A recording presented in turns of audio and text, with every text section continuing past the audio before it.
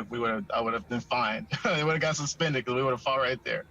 Well, I love how unique you are. I love your personality. I love that you're always smiling and in a good mood, it seems like. So much respect to you. Congrats on all the success. Congrats on all you've accomplished thus far. The 4-fight winning streak, super impressive. The win on Saturday, super impressive as well. Keep doing your thing, my man. I'm looking forward to seeing you climb that ladder in the 55 division. Man, thank you, Ari. I appreciate it. I'm super smiley because where you can get free materials. So you should start with Artetine. There's this hut.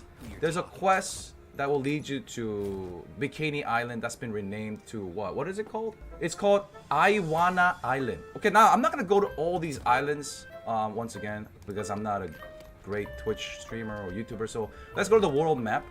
So we're gonna start with Stern, and then we're gonna go to the harbor, and then we're gonna sail, right? We wanna go to Peito. Peito first. Who remembers all this shit? Why do we go to Peito? Right there. Yeah, just complete the objectives. Okay? Peito, win. You shut the fuck up. Complete the objective on the ship and leave, right? I'm hyped to be on your show, man. It's pretty crazy. Super surreal right now. Oh, awesome. Well, I look forward to having you back on very soon, all right? Yes, sir. No doubt. I'll be back whenever you want. All right, you're the man. Thank you so much, Jalen. Nice to meet you. All the best to you.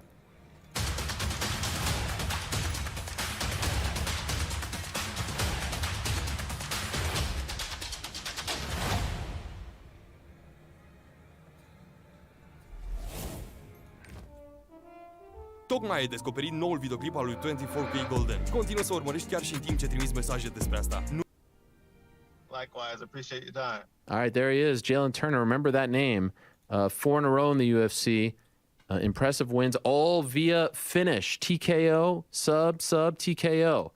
And I mean, I would never partake in any of that spider tarantula stuff. I would never partake in that dog biting you, even if you're wearing that suit. I mean, that's crazy to do that stuff. You got the fat suit and someone's jumping at you, and not someone, a freaking rabid pit bull is like going full speed, 100 miles an hour, jumping on you. But hey, 6'3" at 155 pounds, that is a player right there. Hailing from San Bernardino, California, which of course has produced a ton of great fighters. That whole area has produced a ton of great fighters. So excited about Jalen Turner. Great to have him on the show, and really great to meet him for the first time. Now, I said at the top of the program, it has been a while. It has been almost a year, believe it or not. I think April next month will be a year since I last spoke to our next guest. And there was a time when we were talking quite frequently. I don't know if we were beefing. I don't know if there was heat between us, but this seemed like a good time to have him back on. So without further ado, let us say hello to our old friend, Ben Askren. Hey, Ben. How's it going? Hey, how are you? I'm doing pretty well. Long time no speak. Yeah, has it really been that long? I mean, I know it's been a while, but it definitely... I think it was like the Monday after the Jake fight, and that was in April, right? Oh, yeah, you're right. Yeah. And then you just kind of... Way to bring it up. No. I was just doing... I'm messing with you. Come on. Hey, guys, you know what I did the other day? Yeah. So it's funny you asked me on, and I don't know if it was because of this, but I told everyone that I was writing, I wrote a book, and I'm putting it out. And, it took a lot longer than I anticipated it would take, but we're doing kind of like final touches, I kind of read through every chapter as it was being done, and then, worked it out. And, but after I read through it the last time, we were actually talking about the time that I was actually beefing with you. Oh, yes. In April of 2012. So guess what? Oh, okay. I went and looked up those tweets. Someone taught me how to look up old tweets. Yeah. So, and I want to be vindicated here. I never challenged you to a fight. No, I never challenged you to a fight. Here is what I said. Give the people the context. What happened? Why did you tweet these things? Okay, so, well, I mean, you might dispute this, but, yeah. I think I was on your show before my Douglas Lima fight. Yeah. And then, I think I was eating in the interview or something kind of rude. Yeah, it was a little rude. But so I think you were mad about it, or I also kind of crapped on the Canadian crowd, so maybe you're mad about that. Nah, I don't Hey, care. congrats on your American citizenship. Thank you. How about that, huh? We're medium happy to have you. Okay, thank you. Appreciate it. And so then you tore me apart on your Monday show, and I'm like, hey, WTF? I didn't know we had issues. Was it a tear apart? Was it a tear apart, or was it like sort of just banter? Was it just like? Yeah, you really tried to crap on me. What did I say? What did I say? That it wasn't like a very exciting I mean, fight? it's 10 years ago. I don't remember. Okay, all right, fair enough. Seems like you're like Anyway, glossing over the main thing, but fine. What I said to you was, I invite you to go in a cage with me. Other than that, I don't really want to do your show. Kiss my butt. Okay, well that's not an offer You kicked me off the show. You kicked me off the show. No, I didn't. Nah, I'm out. What do you mean I kicked you off? What, I banned you? You said I'm never having. Yes, you tried to ban me. and No, that's I not don't true. care. Listen, I've only banned people who don't show up when they say that they're going to show up, and I don't even do that. Oh, I mean, I that's have annoying. people Okay, coming on yeah. talking about crazy things all the time, conspiracies. I mean, it's a crazy I time. saw it, conspiracies. Yeah, a bunch of. Yeah. But anyway, yeah, that was a fun. Now, does that make the book? I think it is going to, because I thought so. I actually looked up a whole bunch of old tweets. The other one was when, so I don't know if you remember this, but after my second fight and one championship, so I'd won the belt in my second fight, and Dana obviously did not offer to sign me when I left Bellator. Yeah. And then you had me on, and I don't know if he was on after me or maybe you interviewed him some other time, like really close to him, but he said, yeah, we would love to talk to Ben Askren now. And I was trying to remember what happened, and I said, "Oh, thank you, Master. At Dana White, can I please have a shot now?" That was when you were really stirring the pot. Well, yeah, because I mean, What do you say? He'd rather see I two didn't get flies. offer. So that was way early. So that was Sure Dog, right? So, no, that was that was even earlier. Really? So Sherdog ran a story on me when I was having my debut fight in February of 2009. And I don't remember the card, but there was a UFC card that same day. Yeah. And Dana was pissed. I don't know if he knew me at the time or anything, because it was literally my first fight. And he said, "Why are you having this effing guy on your homepage when you should be having our fight?" Essentially. Right. But and then he said, that was the first one. Didn't he tweet the thing that he'd rather see two flies? Okay, when that happened, and I get vindicated a lot. So Yeah. I was vindicated on that too, because he essentially said that you can't drug test people. And I said, hey, that's nonsense, because USADA actually does it with all Olympic sports. And, wrestling doesn't have as many athletes as fighting does. But if you consider all of the Olympic sports, the roster's is big of the people who are being tested. And so then obviously a couple years later, UFC would bring in USADA, so I was vindicated in that. But at that Dana really took issue with that. And that was when he insulted me all those times. But now you guys are like super tight, right? I don't know about that. I mean, When's the last time you spoke? I don't know, a year ago, maybe. Oh, okay. You don't check in, you don't text. I don't know. What's the last text? Let's see. It's probably. It was actually before the Jake Paul fight. What was it about? I can't tell you. Oh, wow. It's personal? I don't know. Yeah, it's not. I mean, he was crapping on someone. It was not Jake Paul, someone else. I don't want to bring it up. No, that's fair. That's fair. Yeah. This is actually this is fun. This is fun. I feel like we haven't. Lane. Yeah, this is great. Yeah. Okay. So that was 2012 when we got that kind of beef with the USADA. Mm-hmm. Now, obviously, 2013 is July of 2013 is when I finished my contract with Bellator. I didn't get an offer from the UFC even after, right? And this is all in the book. Yeah. And I had just gone through this all again after I had I got a full and unconditional release from Bellator, and then UFC said, "Nah, we ain't offering you." And so then I'd met Chatri, and so I got to deal with one championship. And then so I'd won that second fight. I did an interview with you, and I think he was on after, or maybe you went and asked him the question. Yeah. And he said, "Oh yeah, we'd love to talk to him now." And it's like, well, hey, dickhead, I just signed this long-term contract because you didn't offer me anything. You offered me literally nothing. So I signed this long-term contract, and now you're saying we'd love to talk to you. Like, kiss my butt. Yeah, I remember that. You were actually Bellator champion, and they just let you walk, right? Yeah. That was crazy. Well, they didn't let me walk. I had to work. I mean, so I didn't get released until, so my last fight was July 31 of 2013. And I didn't get my release till mid-November, right? Because they had that year-long matching clause. Oh, yeah. And so, and essentially the UFC had indicated, we're not going to make an offer because of what happened with Eddie and Hector previous to me. Right. We're not going to make you an offer. And so then, I essentially had to convince Bellator, I'm not going to come back. Like, are you going to look terrible and make me sit on the shelf for a year? Like, I'm not signing. essentially, right? Yeah. And so finally, I got a release, and so it's like August, September, October, 3.5 months. Mid-November, I got my release. And then UFC said, and here's why I remember it, because me and Daniel Cormier actually had the same management, and we went to the UFC offices together, and it was the Monday after the John Jones-Gustafsson fight. So I believe that was November 2013. Yeah. It was, no, September of 2013. Oh, was it that early? Yeah. Did I get released that fast? Are you sure? Yeah, 100%. I remember that fight like it was yesterday. UFC 165. Okay, let me see the date on this. It's like September 27th or something. September 21. Okay, 21. So wow. All right, so it took me 2 months to get released. Wow, I lived my memory. You nailed it, Ariel. You just wrote a book about this. I should be top of mind. I guess I didn't look up the exact. So then they didn't make me an offer. And then wait, why'd you go with DC to the office? It was, I think he was just going the same day, and we had the same manager, so we met up at the airport, drove together, and then I had my meeting, and then he had his meeting, type of thing. Oh, okay, you didn't go together. Meeting together. Gotcha. Okay, gotcha. Well, we drove there together. We both went to UFC offices. Bob Cook was there with us, right? Yep. He managed us both. Yep. Dwayne Zinkin, and so I think I had my meeting first, and he had his meeting second, and I left with, they essentially said, hey, we're not interested. And it was really annoying because I'd gotten my full release. So it's like, not like I could go back to Bellator. I pushed them for a couple months to get my release. Right. I had it then. Yeah. Man, I have like 1,000 follow-ups just from that story alone. By the way, did you ever go to AKA because of the Zinkin Cook connection? I went there a couple times, just kind of like in passing. A real funny story. This does not make the book, but this was right after. So obviously Daniel and I were on the Olympic team together. And I remember Daniel was just like, he definitely had not had his first fight. I do not recall if I did yet or not.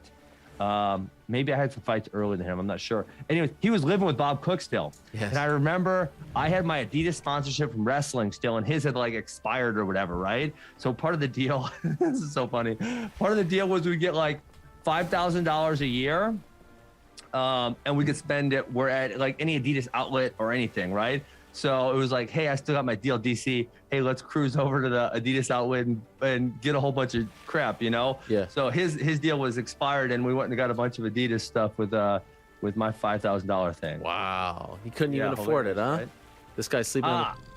Yeah, I remember he was living with Bob Cook at the time, and I remember his first opponent because we were both joking about, was Singing Gary Frazier, I believe was his nickname. You remember that? Of course, I broke the story, and I called him from the Apple store. This is the first time I ever talked to DC. My computer broke, and I got the news that he's fighting, I think, Strikeforce Challengers in Tulsa, Oklahoma. It was. And I called him from the Apple store and wrote the story from like one of those computers that they let you try out at the Apple store in Midtown Manhattan. Oh. Crazy, right? What are you fact checking me right now? Are you fact checking me? Well, I'm seeing when it was to see if I had fights at that point in time. So I had 3 fights then, because that was September 25, 2009. So I fought in February, I fought in April, and I fought in August of 2009. Wow, this is great So stuff. I think I made 2 or 3 trips to AKA and trained a little bit, just kind of, but I never spent like a couple weeks there. Okay. You posted a great picture recently of you, DC, and Jason Kidd at the Olympics, and you said that... Oh, that was a while ago. I couldn't find that picture, though. I was looking for it another time when DC was referencing it, and I couldn't find it, and I just found it. This picture is so freaking great because DC looks nervous, and in the caption you say that he was too shy to go up to the athletes. He was too shy. He wouldn't do it. He's like, oh, man, that's Jason Kidd. And then, obviously, I think there was other pictures, too, but he was, like, very, very starstruck, so it was hilarious. I think Kobe, too, right? Do it. I believe so, yeah. Yeah. Look at that. That is amazing. So you were the guy, you were the wingman who was like, hey, can we take a picture? But you probably didn't even care about these guys, right? No, I didn't know nothing about basketball. So I'm like, I don't care. I'll go. Well, the other blunder I made at that Olympics was we were getting a present with picture with President George Bush, the wrestling team, right? Yeah. And I don't remember what I'm blanking on what I had. I probably had a digital camera or something. It's 2008, right? I definitely didn't have an iPhone at that point in time. And I remember everyone's getting this picture, and there's this girl like, hey, you want to take this picture for me? And she's like, sure, no problem. So I went and got the picture. And everyone's like, Ben, do you know what you just did? I'm like, I have no flipping idea. Like, I don't know. We just got a picture with George Bush. And it was, I had asked Jenna Bush, I asked her to take the picture. No way. The president's daughter. Yeah, I didn't even know. I had no idea. Did she do it? Yes. Oh my God, that is amazing. I know. That is amazing. So dumb. Well, what about DC calling some wrestling action? You see that? It's awesome. Yeah. I was actually trying to get him in earlier because we got this Rudis super match. Jaden Cox and Kyle Stutter are wrestling Wednesday night, so I thought he might want to come in for that. But I don't think he's getting it till Thursday night. I can't remember why. I love that. I think he's going to be great. Yeah. By the way, Gable Steveson, is he in the tournament? Yeah, he's a legend, right? I know. Well, I know he is a Already legend. He just won Big Ten again. Yes. Are you at all not disappointed, but are you bummed that he chose the WWE route off the bat as opposed to MMA? Do you feel like he should have done the opposite? No, I think he's doing. I think he's been talking about the WWE route for a long time, and he's doing something that he really wanted to do. It was really cool that he came back to wrestling, and I haven't talked to him, so I don't know what his thought process is. But he won the pinnacle of wrestling is the Olympics. He won that Right. last summer, and he decided to come back for, I don't know if you will call it a victory lap or whatever, at Minnesota. And everyone thought, hey, he's going to be just having a good time, and he's going to be busy with WWE. He's on freaking fire. He hit a new level this year. I mean, he is like kicking butt. It's pretty amazing. I don't watch a ton of collegiate wrestling. Obviously, I know of him because of the Olympics, because of the WWE thing. Yeah. He's like a freak of nature, that guy. Like, for his size, his speed, his athleticism. Yeah. So I'd love to see him in MMA, but he'll be going the wrestling route after all of this. Now, Yeah. there's several things I wanted to talk to you about. But hold on, but Yeah. okay, well, he's so young. So Yes. I mean, I want to say he's 21 or 22 right now still. So he could go do WWE for 5 years and be 27. Yeah. And It's then- the right, Brock go do route, MMA. right? Yeah. So Essentially. yeah, exactly. All right, what do you want to talk about? What do you think of the main event on Saturday? It's kind of what we expected. Yeah. Yeah, I mean, the thing that I get annoyed about is like George wants to fight him after the fight, and it's like, listen, you just had 25 minutes Right. to do like almost anything you want. Like you can't eye gouge and bite, and we got a couple rules, right? But not a lot. So you can do whatever you wanted for 25 minutes, and now you're gonna act like you want more. Like just, hey, you had 25 minutes, freaking do it to him. Right. You expected it to go that way? Decision, Colby, Yeah, I Dom. thought obviously George did clip him one time. Yeah. So I thought that was a possibility because obviously unfortunately he's had some good strikes in his career. Right. Land and but yeah, I thought it was way more likely that Colby just kind of controls him and beats him up. Do you think that he is suffering, Masvidal is suffering from that thing that happens to a lot of fighters? It could be the thing where like you just make a ton of money and you kind of lose that edge, or his success came very late in his career, and he's fighting younger guys who are more well-rounded, who do something really good that he isn't as good at, the wrestling, right? Usman and Colby. Like, what do you attribute the losing streak coming off that 2019 magical year? This is who George was, always. Never changed. Unfortunately, he nailed me. Because the Diaz isn't really that great, so that was a great fight for him. But if you want to look back at his mixed martial arts career, and people can get mad at me and say whatever they want, but these are just facts. Like, look, he goes about, let's see. So he's lost 3 in a row. Before that, he won 3 in a row. Before that, he lost 2 in a row. Before that, he won 3 in a row. Before that, he lost 3 of 4. Then he won 3. Then he lost 1. Then he won 3. Then, it's like, this is how his career went. Mm-hmm. Right? He's like, 35 and 15 or something. So, yeah, I mean, he's had some good wins. He's had some not so great losses. And Colby's good. I mean, Liz, I don't really like Colby. You know what? Here, I'm going to give Colby some advice. Please. And this is good advice. Colby, actually, Colby wasn't such a dipshit. Like, he fights really hard. Right. Like, there's nothing to not really like. He comes forward. He works his butt off the whole fight. I think if he just said, I'm just a hardworking dude who likes wrestling and came from the Pacific Northwest and I like to fight hard, I think he would get a lot better reception. Man, to me, you know what I'm saying? Just I get it. After this time. Well, look, that would be an interesting face turn. But to me, it's all right to come out with the flashy suit and the jewelry and be the obnoxious heel. It's fine. But there is a line. And when he starts talking about Dustin's kid, I don't that doesn't make me want to watch you fight. I didn't see that part. In the post-fight interview, he said, that's Connor's daughter. Bring that girl who's really it's just gross. That stuff is gross, man. Talking about wives, talking about kids, it's just gross. He doesn't need that. To your point, probably the second best welterweight in the world, right, behind Usman. Tremendous talent, getting better. You know, I don't see a lot of people beating him. What do you think of him calling out Poirier though? A 55. I know he's got the beef there. It Great call out. Is it a great call out? Yeah, because it's a fight that, I mean, obviously been in the gym. He probably knows he's really, really likely to win it. Poirier's probably a top 10 name in the UFC at this point, given the fact that he's beaten McGregor twice. So huge name, easy win. You can't ask for anything better than that, right? And now if Dustin loses, he kind of looks like a chicken. Colby also can't call him out above him because he's already had 2 shots at Marty, so it's going to take him a while to get that shot. You know, Dana said he could get that shot again, but it's going to take a little bit. It's not going to happen right away. Now, you know? So it's like, who else are you going to call out? Well, I mean, the obvious fight is the winner of Burns and Khamzat, right? But again, like, so big attention. Yeah. Easy win. That's what you want. Sure. That sounds like it's neither one of those guys yet, I think, is as popular as Poirier. I think if Khamzat beats Burns, you don't think that that's a massive fight? But it's also really risky. I mean, if he beats Burns is good. So if he beats Burns, he's really good too, you know? Yeah, so I think Covington went the right way with that one. Oh, sure, he went the right way, but I think it is actually tied to Khamzat, you know, creeping up behind him, where it's like, I'm not going to put this guy over. Let me go fight someone who's 155 pounds. Has Kamaru exceeded your expectations? Can you say, like, this guy has actually ended up being better than... good. Right? You know what? I thought he was good initially. And that was, initially, you know, he wasn't one of the guys I called out, like, when I first signed.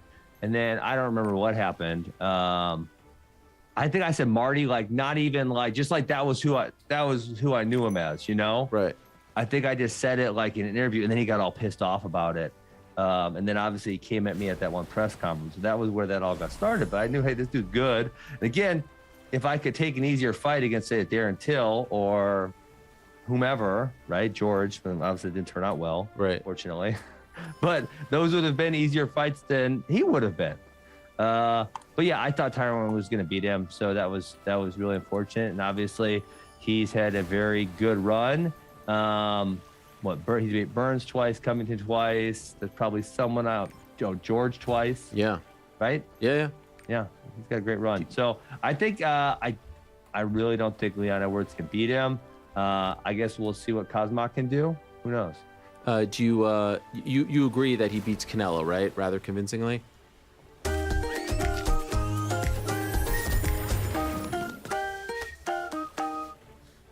I mean, is this a real thing, or is this just like two people talking for attention?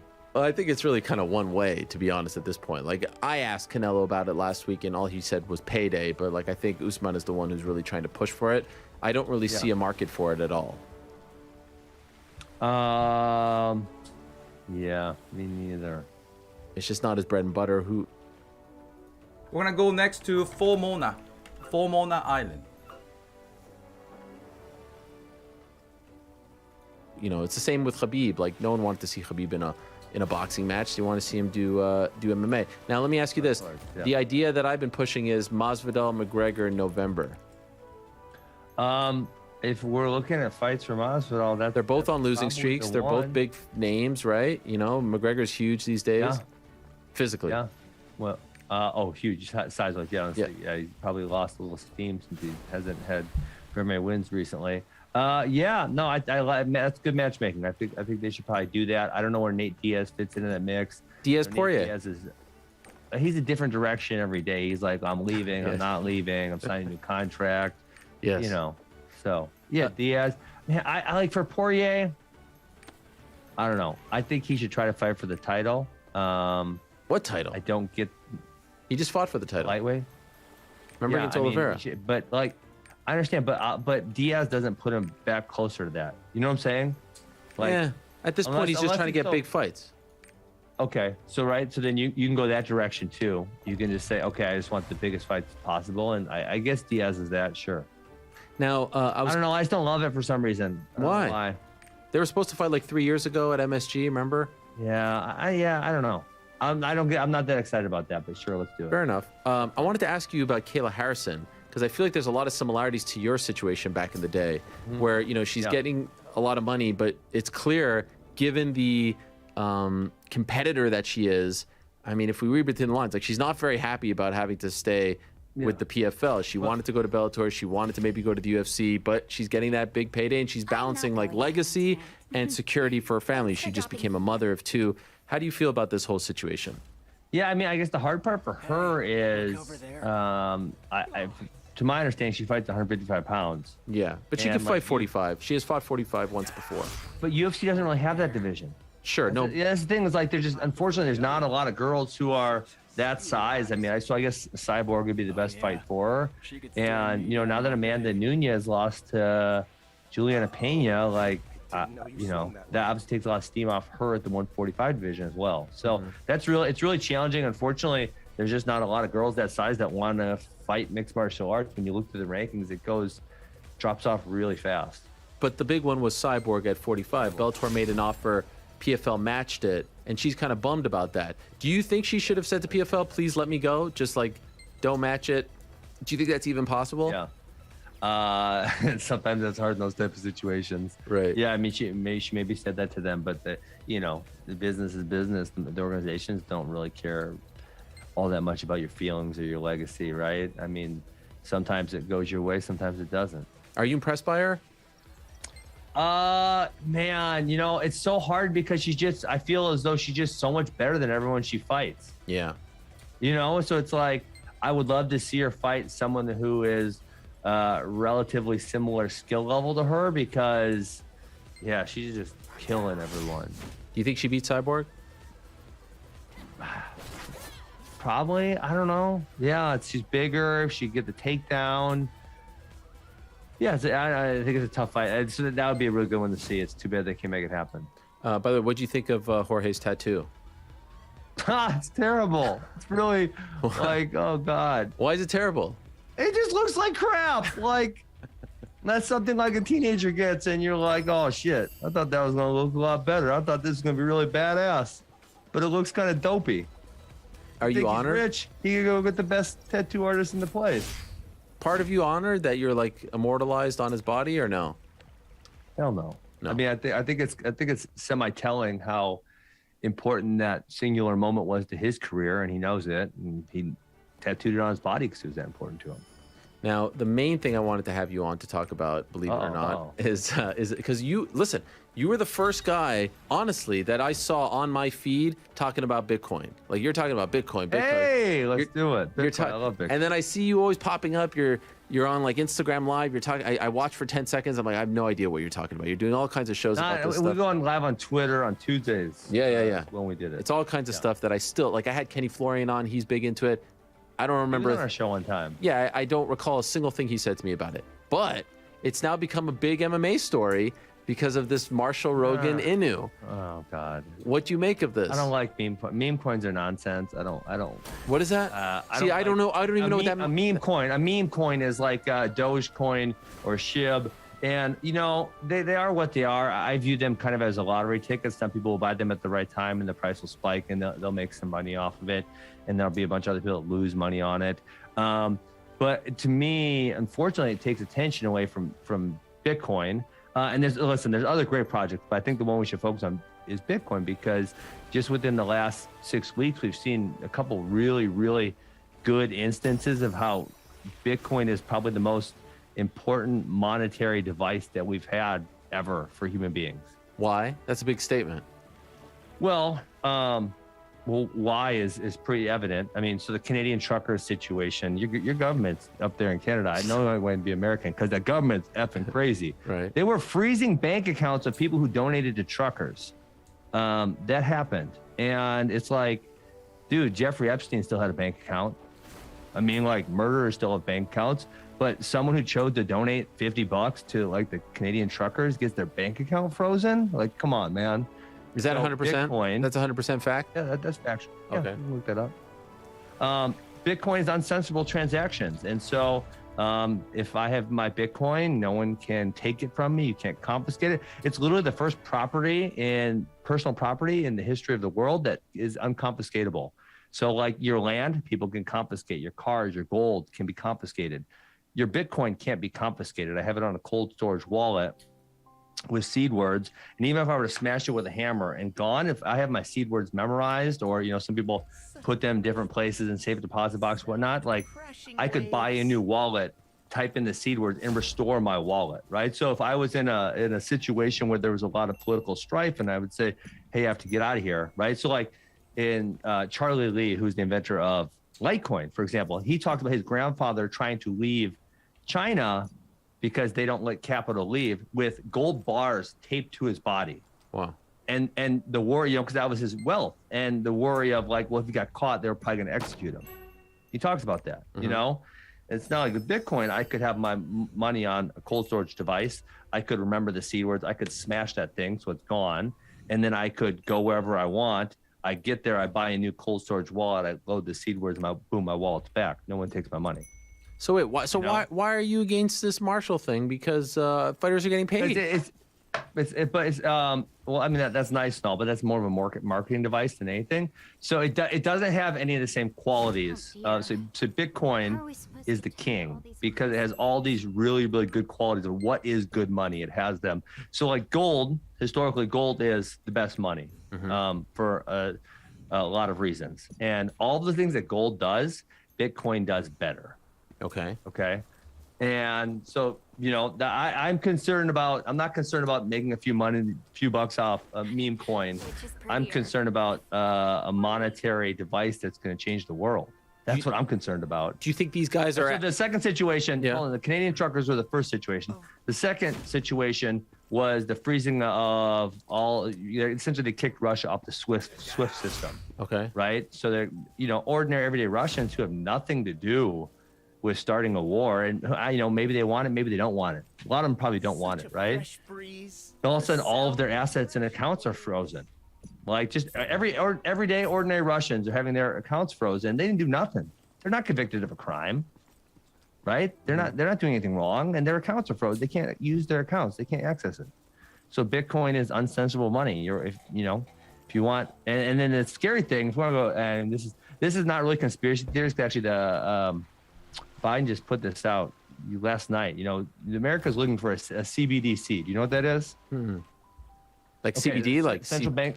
Oh no, no, central bank digital currency. So instead of printing dollars, they'll now do, and multiple countries are in the process of making this happen. They'll do CBDCs, central bank digital currencies, where your wallet, probably on your phone, will literally be hooked up to the Federal Reserve in America, and there'll probably be some type of UBI. And they'll send you, there's, $1,000 of CBDC, whatever they call it, that, if it's going to be called a digital dollar or whatever. But there'll be all types of restrictions. Like, hey, Errol, you said something mean on Twitter. We're not letting you spend from your wallet in the next, they can do that. Or, hey, Errol, you're too fat. You don't get to go to fast food. Or, hey, Errol, these dollars are going to expire on March 30. And if you don't use them, you don't get to have them anymore, right? So there's a lot of things that CBDCs, like, it's kind of scary. The amount of control they're going to have over how you spend your money. It's no longer going to be your money. They're going to have a large part of the decision-making process how you're going to spend it. And if you have Bitcoin, that's your money. You're going to get to do what you want with it. Okay, so is the Marshall Rogan thing a Bitcoin? No, it's a cryptocurrency. Okay. Again, I'm a real layman when it comes to this, but I guess my question is, like, someone like you that's so interested in this and they're helping the fighters and paying the fighters, where's the harm? Or do you think that they're not being sincere? So here's, so the harm is, and I haven't done a ton of research, so I don't want to make exact statements. Fair. But there's obviously very, very many of these. Like, they're not the first type of thing. And so they're helping the fighters. That's just their hook to get a bunch of people interested, right? Okay. And so essentially, what a lot of these do, and I'm not going to say them because I don't know for sure, but what a lot of them have done historically, they do something called the pre-mine. Okay, Ariel? Okay. So here's what happened. So Bitcoin started at zero. There was no, when Bitcoin starts, there's zero Bitcoin.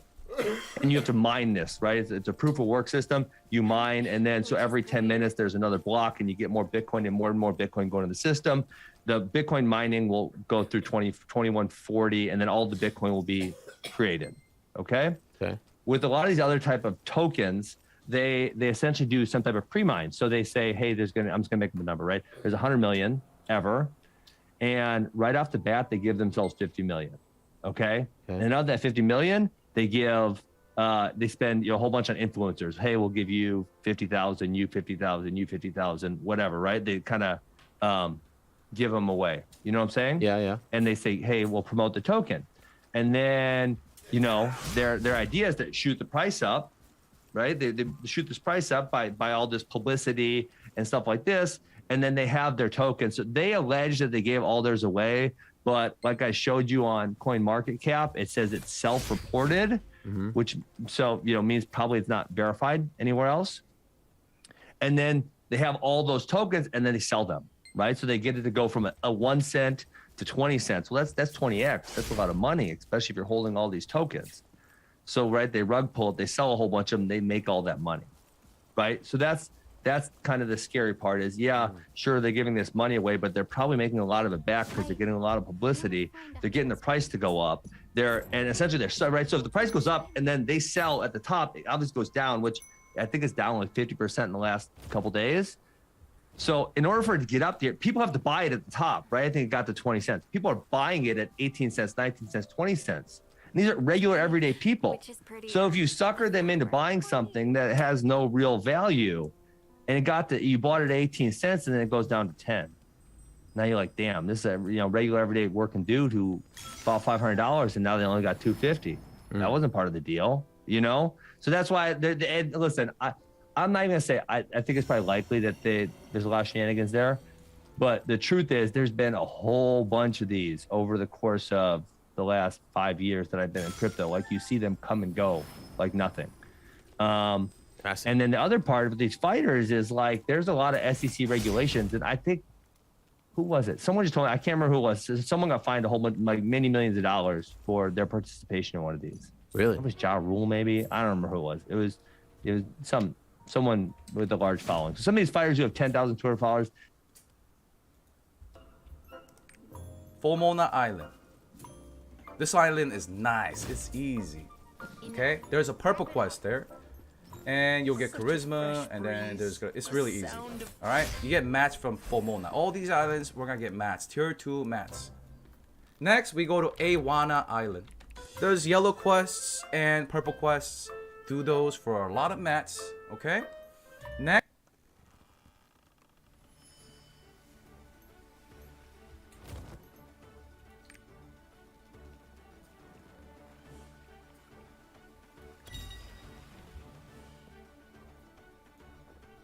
There's yellow quests and purple quests. Do those for our...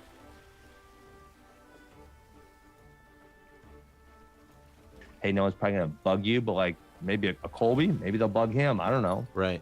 Do you think Rogan knows, like, when they're saying it to him in the cage that they're referencing his dog, or do you think it's because he like no sells it every time? Yeah, I don't know if he knows. So there was one that I kind of participated in it, but not really. There was these people who wanted to do an F Jake Paul token, or it's called F Jake. Oh no! Right? Yeah. Well, I'm like, hey, I think it's shit, and so listen, I won't say anything good about it. I'll say it's shit. I said, listen, I don't understand why people buy shitty meme coins, but at least this one has a good name. Yes. That's all I said. Is like, at least it has a good name. I don't know why anyone wants to buy this. It's crap. Hey, Jake, but at least it's got a good name. He's fighting for fighters. Jake Paul sued them. He did. So, oh, damn. They never put it out. Yeah. Do you like what he's been doing? He's kind of fighting for the fighters. He's poking the bear. I mean, he's come a long way from hard to tell whether he's really sincere about it. Okay. You know, maybe he is, and if he is, that's great. And if he's just doing it for publicity and what do you think behind it, then there's probably some people behind him who have extra incentive to poke that bear. Okay. When he beat Tyron twice, did that kind of take the heat? Did he take the heat away from you a little bit though?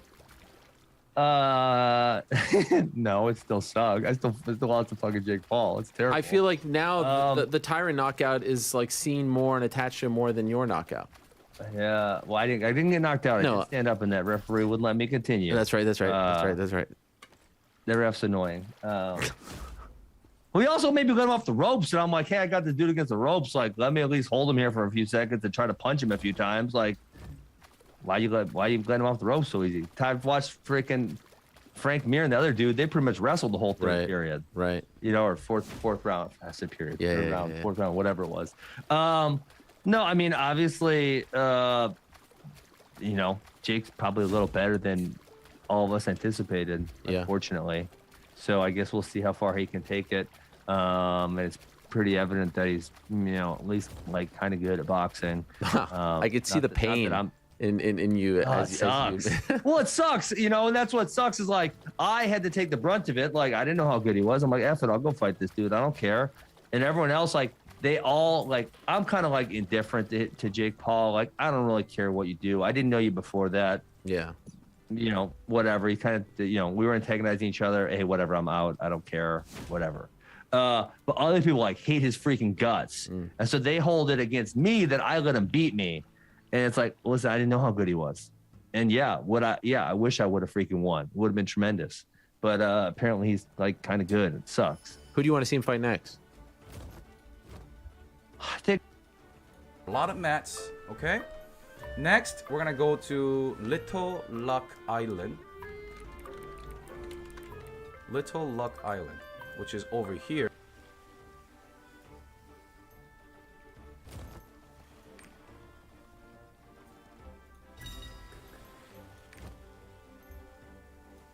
probably why my wife and I were just kind of discussing this a little bit. I don't even know why it came up, but I think George, Nate, or Connor are the fights for him. Yeah.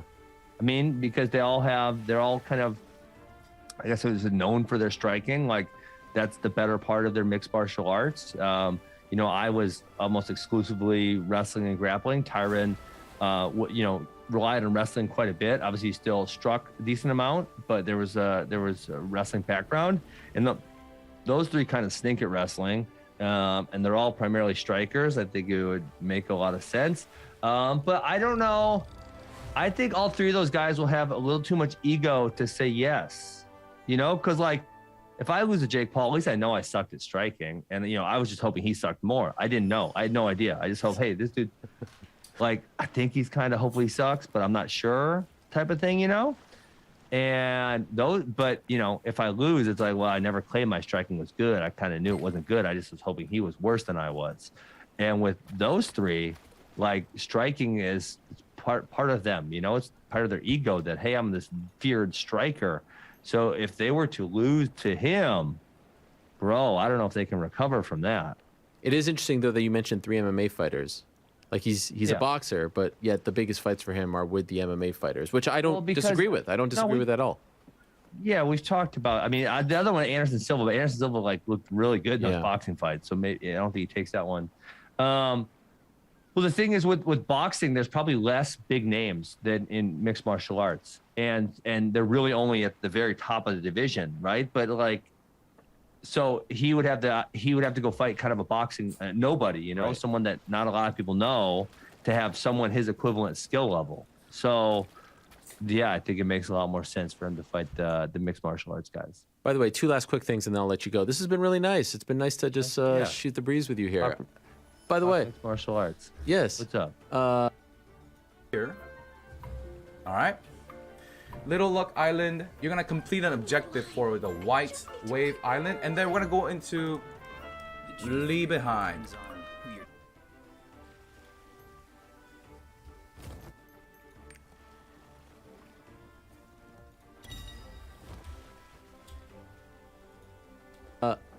I had your back on this. I didn't really jump in. Uh-oh. You didn't need my help.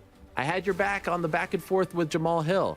If there's one guy who took the heat, it's you. God. If there's one, I don't know if he knows the history, but if there's one guy who you got knocked out by Masvidal, you were literally tweeting like 10 minutes later and just facing the music. That was weird, right? Yeah, I just don't think. I think he's not super sharp and just didn't kind of understand. Maybe he wasn't paying attention, but it was just like.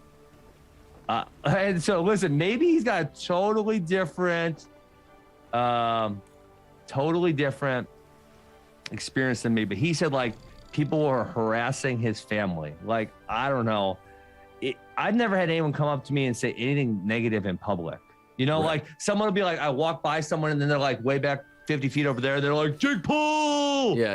And I'm like, oh, okay, I roll. Like fucking immature kid, But like, it's not like I had anyone show up and say, oh, you suck. I hate you. Or, like that's just never happened to me. It's never happened to my wife. It's never happened to my kids. Like, so maybe I live in a totally different world, but I never seen that. Now listen, on Twitter, different story. Right. Instagram, different story.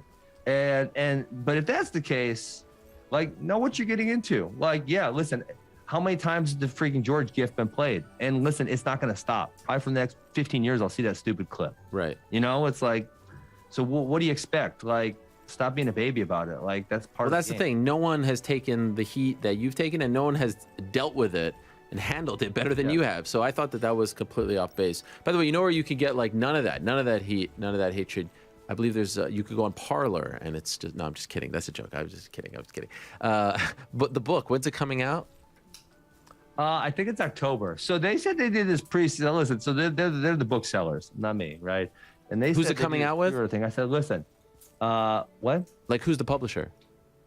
Permuted Press. If I would have not known that, that would have been bad. I almost like blank for a I'm second. sorry. I got like hundreds of books over here.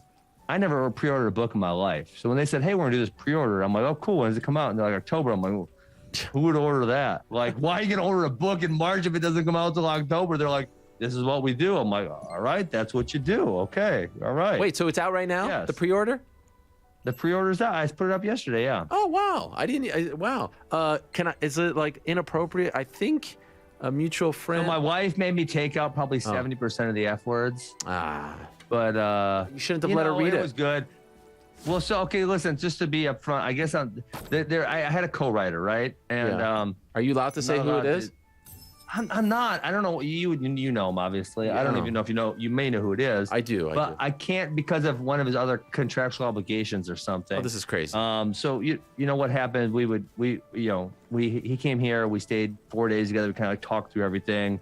And then he would write the chapter. I would read it. We would get on do an hour Zoom call and kind of go through it. And then after it's done, I reread it and we kind of got a Zoom. And so this is how we would do it. Okay. But he did such a good job, and I really feel like for the most part he kind of captured who I am and did a really good job at that. But my wife was just like, no, too many F words, too many F words. I'm like, Amy, we're not taking out all the F words because it is in my vocabulary. Yes. And like in this sentence, it makes perfect sense. So we're freaking leaving it. So there's some of those, but not too many. And it's about the whole life. Everything. Yeah, or is it just about a slice of your life? Sometimes people do that. My whole life. Okay. When does it end? My whole life. Unfortunately, the epilogue is the Jake Paul fight. Started it. You could have taken that out. Started it way before then. You know what? We did it. He did a very good job. So I got on the Zoom. We talked about it. He did a really good job capturing the emotion I felt about it. Yeah, it's unfortunate it has to be in there, but listen, it's part of my life. I just told my wife, it's like, I wish there was a different outcome. But when you do things in life, you don't always know what the outcome is going to be. And if you choose to do something, if you choose not to do something because you don't know the outcome, you're a coward. And it's like, hey, the guy wanted to fight me. They want to pay me money. I thought it was going to be fun. I was hoping he sucked, way worse than he did. Right. Unfortunately, he didn't. I did crack him one time. Wouldn't have been so awesome if he would have fell down. That would have been great. Oh man! All right, so I'm gonna pre-order this book now. I'm a world hero. Yeah, I didn't know it was out. Amazon. Yesterday. Yeah, Amazon and I think Barnes and Noble, and yeah, it's good. This is great. Really, he did a really good job with it. It's for me, it was fun. It was fun to read, even though I kind of knew what was going on. It's well written. Your life. Yeah. Hey, listen, but you know what else you need to read? Because I cannot stress this enough. This is so important, Errol. You need to read the Bitcoin Standard. Oh, here we go. Because no, it talks a lot about. It will just kind of like you will feel like you understand the world a little better when you understand how money is created. What is money? Most people, when I say what is money, most people can't get a real accurate description of what is money and how is it supposed to interact with you in your life, and what is it supposed to be for us, right? And money is not supposed to be a political apparatus for the government to control us. Money is supposed to be a way for me and you to exchange, right? Mm-hmm. Exchange something because say I have apples and you got eggs, but I don't want eggs and you want some of my apples, right? Because that's in the very beginning, it was a barter system. We bartered with each other. Sure. And then, over the course of history, there was a lot of different things that became money, and they weren't good money because they weren't scarce, for example, is a great example of, but now fiat currencies, which are controlled by the government,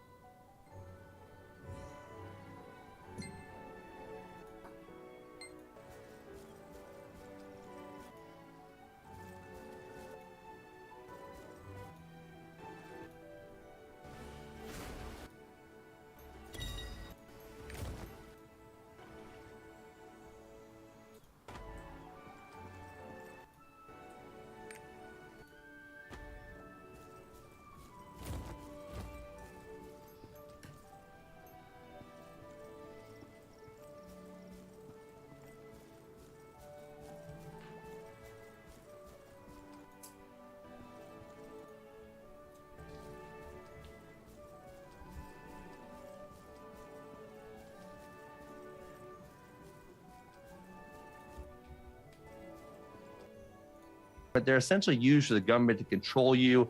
And honestly, a lot of them are used to, like, say, finance wars, because, you know, we voted on, like, the government said, hey, we're going to be in Iraq and Afghanistan for 20 years. Y'all cool with that? You want to pay trillions of dollars for this? We'd probably say, nah, not. How about we don't do that, because it's going to cost $3 trillion, and we would have voted it down. But if they got this Federal Reserve where they can just keep printing and printing and printing as much as they want to do whatever they want, then it makes it essentially a political apparatus. And we don't want that. We want money just to be money, as a way for you and I to exchange. It's not here. Okay. So That's it. That's all it should be. And no one should be able to tell us, you and I, that we can't exchange. If you and I agree as adults to exchange something, we should be able to exchange something. well, It's listen, really Ben, that simple. And as an American Bitcoin's myself, I believe in freedom. I believe in apple pie. but America doesn't believe in freedom as much as Bitcoin believes in freedom. I believe in apple pie. I believe in Uncle Sam, even though we don't like, you know, you have to pay him all the time. It's coming up, actually. I believe in all these things. Social Security. Yes. I believe in all those things. The red, white, and blue. That's a scam. You're never going to get it. Okay. All right. By the time you get there. I mean, come on, Errol. You're freaking how many years from retirement? You think Social Security could be there in 20? These are the things they told me about yesterday. I had to do. I Holy pledged shit. allegiance to the flag. I had to do the whole thing yesterday. It was a real Okay. fun time. Listen, but man, you need to have a different savings device, because Social Security ain't gonna be there in 26 years for you and I. Unfortunately, I'm a little further. I think I'm what, 29 years away. Yeah, sounds about right. I think 66 is when you get it. I thought it was 60. 65. Yeah. I don't know, 65. somewhere in there. It ain't gonna be there. You need something better. You need to read the Bitcoin Standard. It'll take you. It won't take you long. It'll take you like 3 hours. It'll be like poof. My eyes are open to the way the world works. The Federal Reserve just print money to do whatever the hell they want. They're using it as political weaponry. All right, I Ben. don't like that. We just want to wait for you and I to exchange. Yes, that's all we it. need. That's all we want. Right. This has And been we want fun. our currency not to be devalued, because, you know, the ruble's been devalued by 50%. So just regular Russian citizens, they had $100. Now they got 50. That freaking sucks. That does suck. It's happened in a lot of Bottom other line, this year too. war sucks. War sucks for all War involved. sucks. That's War my does big suck. takeaway from all of this. This has been a lot of fun. Let's not wait a year to do it right. again, okay? Let's do it again. Maybe when my book actually Yes. comes out, we'll do it. Okay. Thank All you, right. Ben. All the best. There he is, All Ben right, peace. Askren. See ya. He's an author.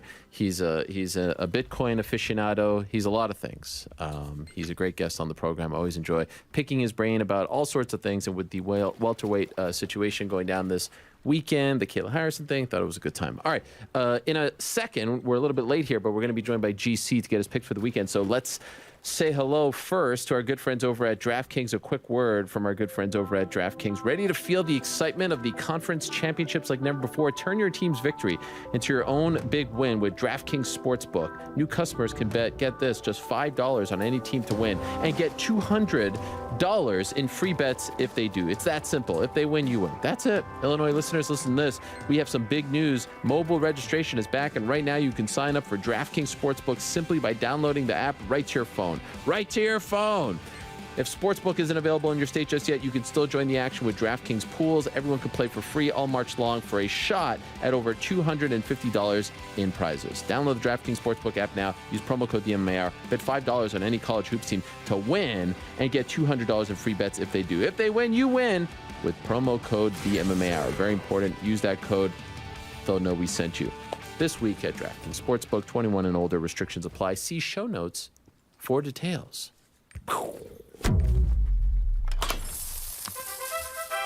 I'm sorry. I mean, listen, Bitcoin taking over the world.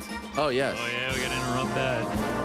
There it is. I need both flags, okay? I'm not turning my back. They wanted me to turn my back on my country. I will never turn my back on my country, but I'm very happy to be one of you. One of us. One of Welcome. us. One of us. Congratulations. Thank you. Thank you. I I'm happy appreciate for that. you and your wife. Yeah, it's a big Well. day, big day. They said, go celebrate, go do this. We went home and, I continued my day. That was pretty much it. I mean, I feel like I'm an American. I've actually gonna lived say, in America longer than I lived in Canada at this point. Oh, wow. That's crazy. Yeah, so, I mean, just by default, I'm an American. Yep. Anyway, sorry about that. Ben went Hey, way you know, too what are you long. gonna do? We got Bisping coming up, so I'm just Yep. going to sit back and let you do your thing. I'm just jammed right in here, but this is what I like. Mid-show GC. I know this is what everyone loves. This is great. Yeah, so we'll jump right into it. I'll get it out of the way real quick. Invicta 46 tonight. I unfortunately lost one bet on it after the weigh-ins. The fight got canceled. But I am going with Karina Rodriguez, and still took her at -180. Let's go. As you see, Fatima Kalan, we lost her. unfortunately. But, you know, we move on. All right, let's get to UFC this weekend. I got 5 singles for you. I'll run through them real quick in a quick parlay. Okay. Before we get to Bisping. I will start it off. Azamat Murzakanov, Dana White Contender Series star, 10-0 right now, undefeated.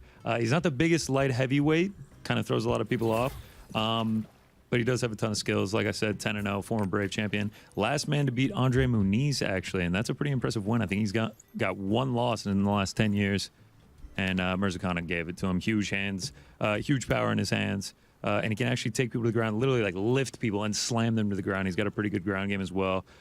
Sick ground and pound. Just uses pressure, pushes people up against the cage. Big knockout power as well. So I think he gets it done this weekend.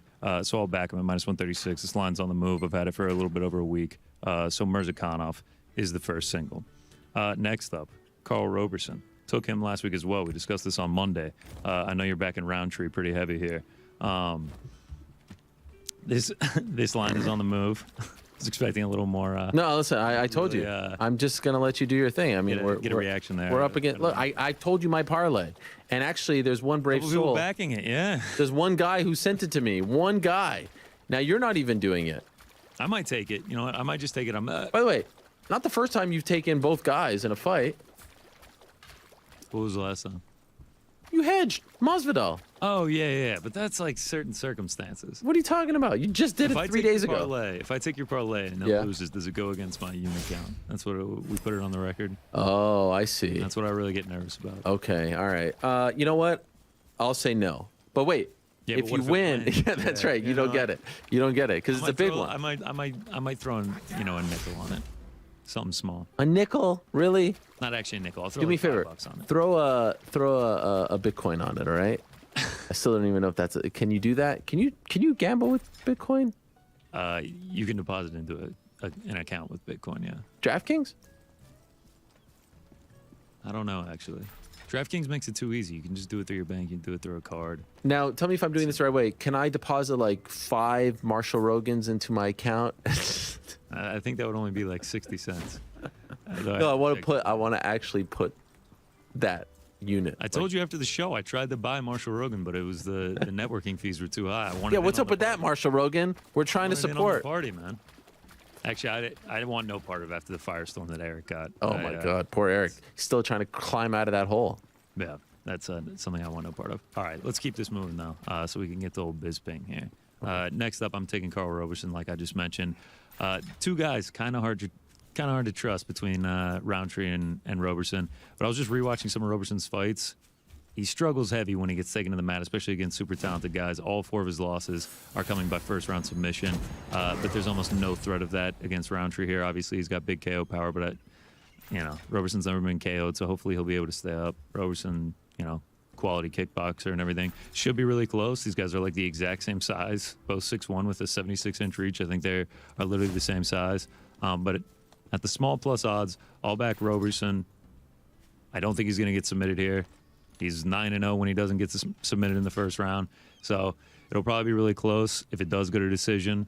But at the small plus odds, I'll take Roberson. You never know which Khalil Roundtree is going to show up. Seems like you're a little iffy. I mean, if he shows up and looks like he did against Eric Anders, Right. then I'm probably dead. But I'm going to trust that it's not going to be that Roundtree, and I think Roberson gets it done. Okay. Next up, Alex Pereira. Oh. I'm not going to bet against him until I see him lose in the UFC. This is just going to be a firefight against Bruno Silva. Bruno Silva said he wants to get into a brawl with this one, which I just don't think is a great idea for him. I know he's got huge power. He's a KO artist. He's got 19 KOs on his record. We've seen him do it at the UFC. Last time out against Jordan Wright, he made it look easy. But Pereira, man, if you don't know who he is, look up his top 10 knockouts on YouTube. The legend of KOing Israel Adesanya, world champion kickboxer, only 2-time champion Glory. He's just got a disgusting left hook, can put you out in one shot. He's going to have a huge height advantage, huge reach advantage here. If this one stays standing, I think he's going to be able to get the win. And Silva, he's got no takedowns in the UFC. I know he's a black belt, but I couldn't find any real tape of him offensively grappling. So I think this one is going to stay standing. I think it will be a brawl, and I think someone's going to get put out. And I think that Alex Bahia is going to be the one putting. I actually feel like this fight should be a bigger deal. Like I feel like Behead is one of those I think so guys. too. As soon as it got announced, I was like, "This is going to be a sick fight." Yeah. Like I wouldn't be shocked if Bahia loses. I mean, if you notice, I'm going lighter this week, just because like none of these are crazy confident plays. Yeah, I think it's going to be fireworks, dude. I think it is going to be brawl, and I think it's going to be fireworks. Like this could easily be the quote-unquote co-main event or the second to last fight. Easily. Oh. It's on the main card, right? It is the first fight on the main card. All right, kicks off the main card. Yeah, so I got Bahia winning that one. Next up, Yadong Moraes. I'm going to take this one under 2.5. Grab that minus 165. Marlon Moraes. Ooh. I mean, talk about That's an interesting one.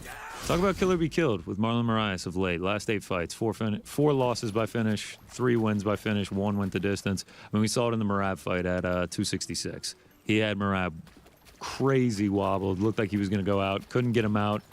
Comes out the next round. I think it was like some streak of like 150 strikes by Merab with no answer, and ended up getting a finish. And Merab's like the decision king. It was his first finish in the UFC.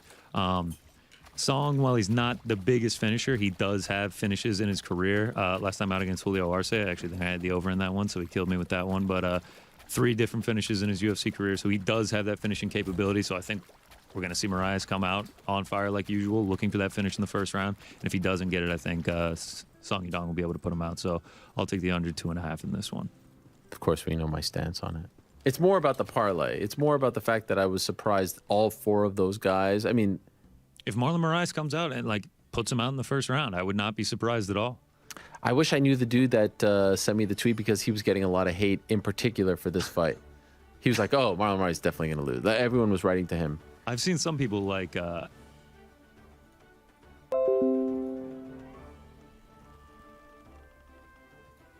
Liebenheim is really nice.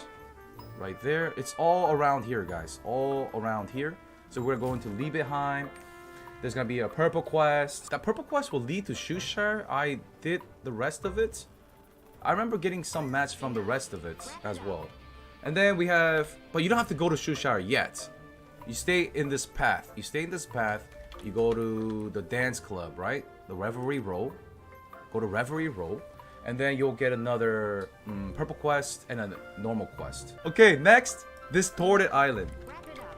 We're gonna go a little bit west. Go to Distorted Island, which is right here. It's one of my favorite fucking islands. When you come to Distorted Island, you go to this entrance. You can't access the minimap. It'll be locked. So what you have to do is you have to go through the side.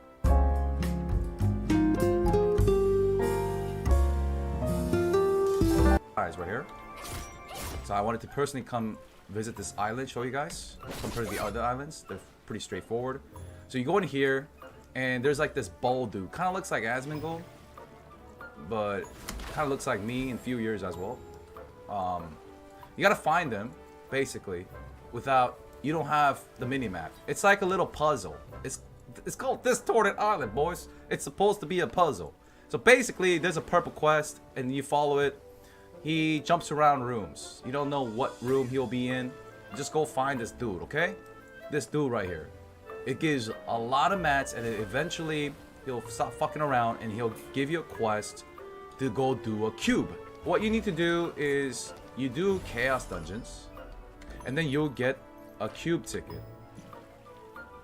So whether it's tier 1, tier 2, you get this ticket, and then you could...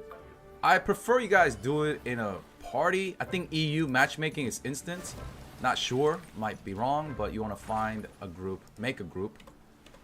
Okay, even if you fail the cube, you'll get the quest complete. But you want to complete the cube as high as possible because it gives a chest. The chest scales off your progress in the cube, and you get great artwork, or now they call masterpiece, and you get the Moon's Breath. I think I got like 10 the other day. You get some engravings. But yeah, cube, whether you fail or win, you'll complete the quest. So you get the cube from Chaos Dungeons. Now, can I repeat the Chaos Dungeons more than twice to get the cube tickets? The answer is no. It has to drop from your 2 attempts for the day. Who drops it? The boss in the Chaos Dungeons. Okay? For tier 2 cube, you usually get 1 ticket per week. unless you skipped a day or something, or you got shit luck. But I think you guaranteed 1 per week in tier 2. Same thing with boss rush. So after you complete the cube, go back to the guy in Distorted Island, and then you'll get a lot of rewards. Yes, you get a lot of rewards, man. It's the fat juicy stuff is at the end. Okay, when you complete everything. Now Outlaw Island, you want to go there as well. You'll get. I think one that I saw is betting on Marlon Moraes is like putting your money in a paper shredder. I mean, how quickly they forget. I mean, that's just an insane thing to say when you're betting on MMA. Like there are no locks. Like you can't. That's just impossible. Guy loses a couple in a row, and all of a sudden, I want to see you win this parlay. that would be Back nuts. you on it, so. Let me tell you something. If I win this parlay, I mean, look out.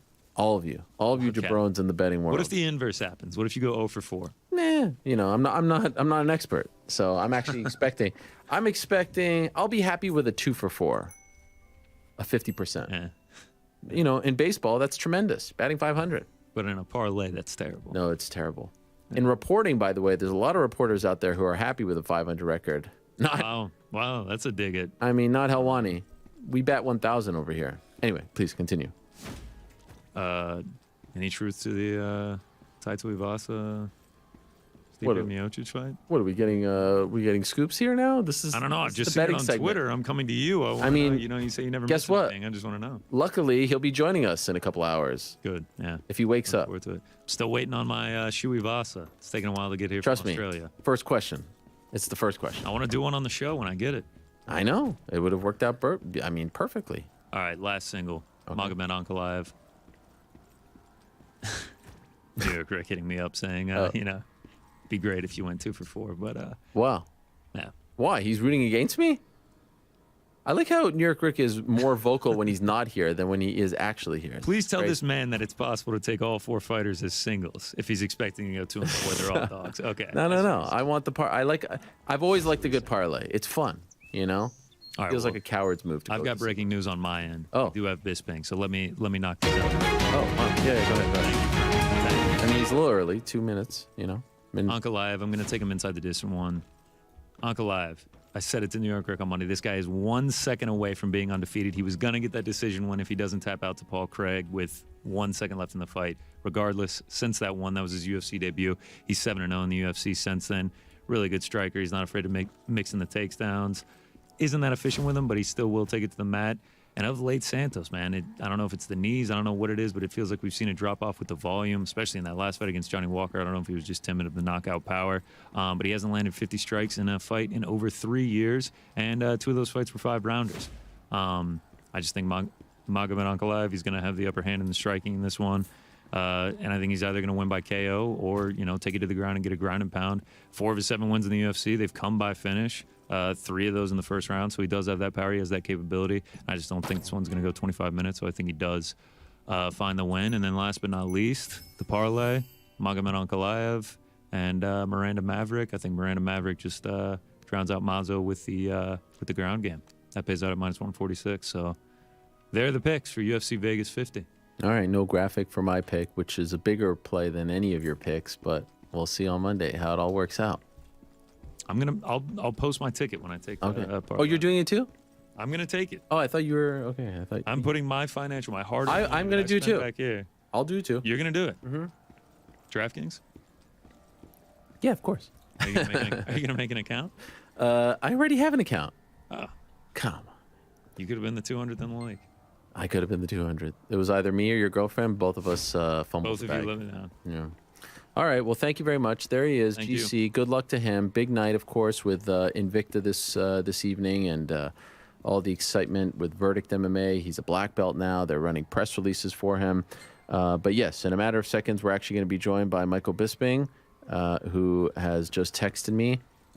He's very eager. He was there a couple minutes early. He's very eager to join us. Michael Bisping has a new documentary coming out on March the 22nd. So that's in 13 days. It's called Bisping, the Michael Bisping Story. And it comes out on the 22nd of March, 2022 on digital and on demand in the US and March 21st in the UK. So they get it a day earlier. And I highly suggest you check out the trailer. He has tweeted it. And also bispingdoc.com. In fact, we have a little quick exclusive clip of the film. Check it out.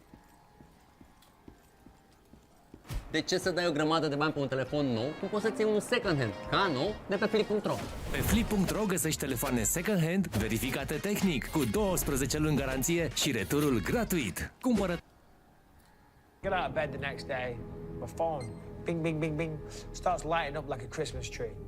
And I'm like, what the hell? And I look, and all these tweets, and then I get a phone call from Ariel Helwani, and I answer the phone, he says, oh, congrats. I'm like, congrats on what? I've got some breaking news here, Yeah. so let's get to it. Dana, who is it? Who's going to fight Luke Rockhold in UFC 199? The next guy in line is Michael Bisping.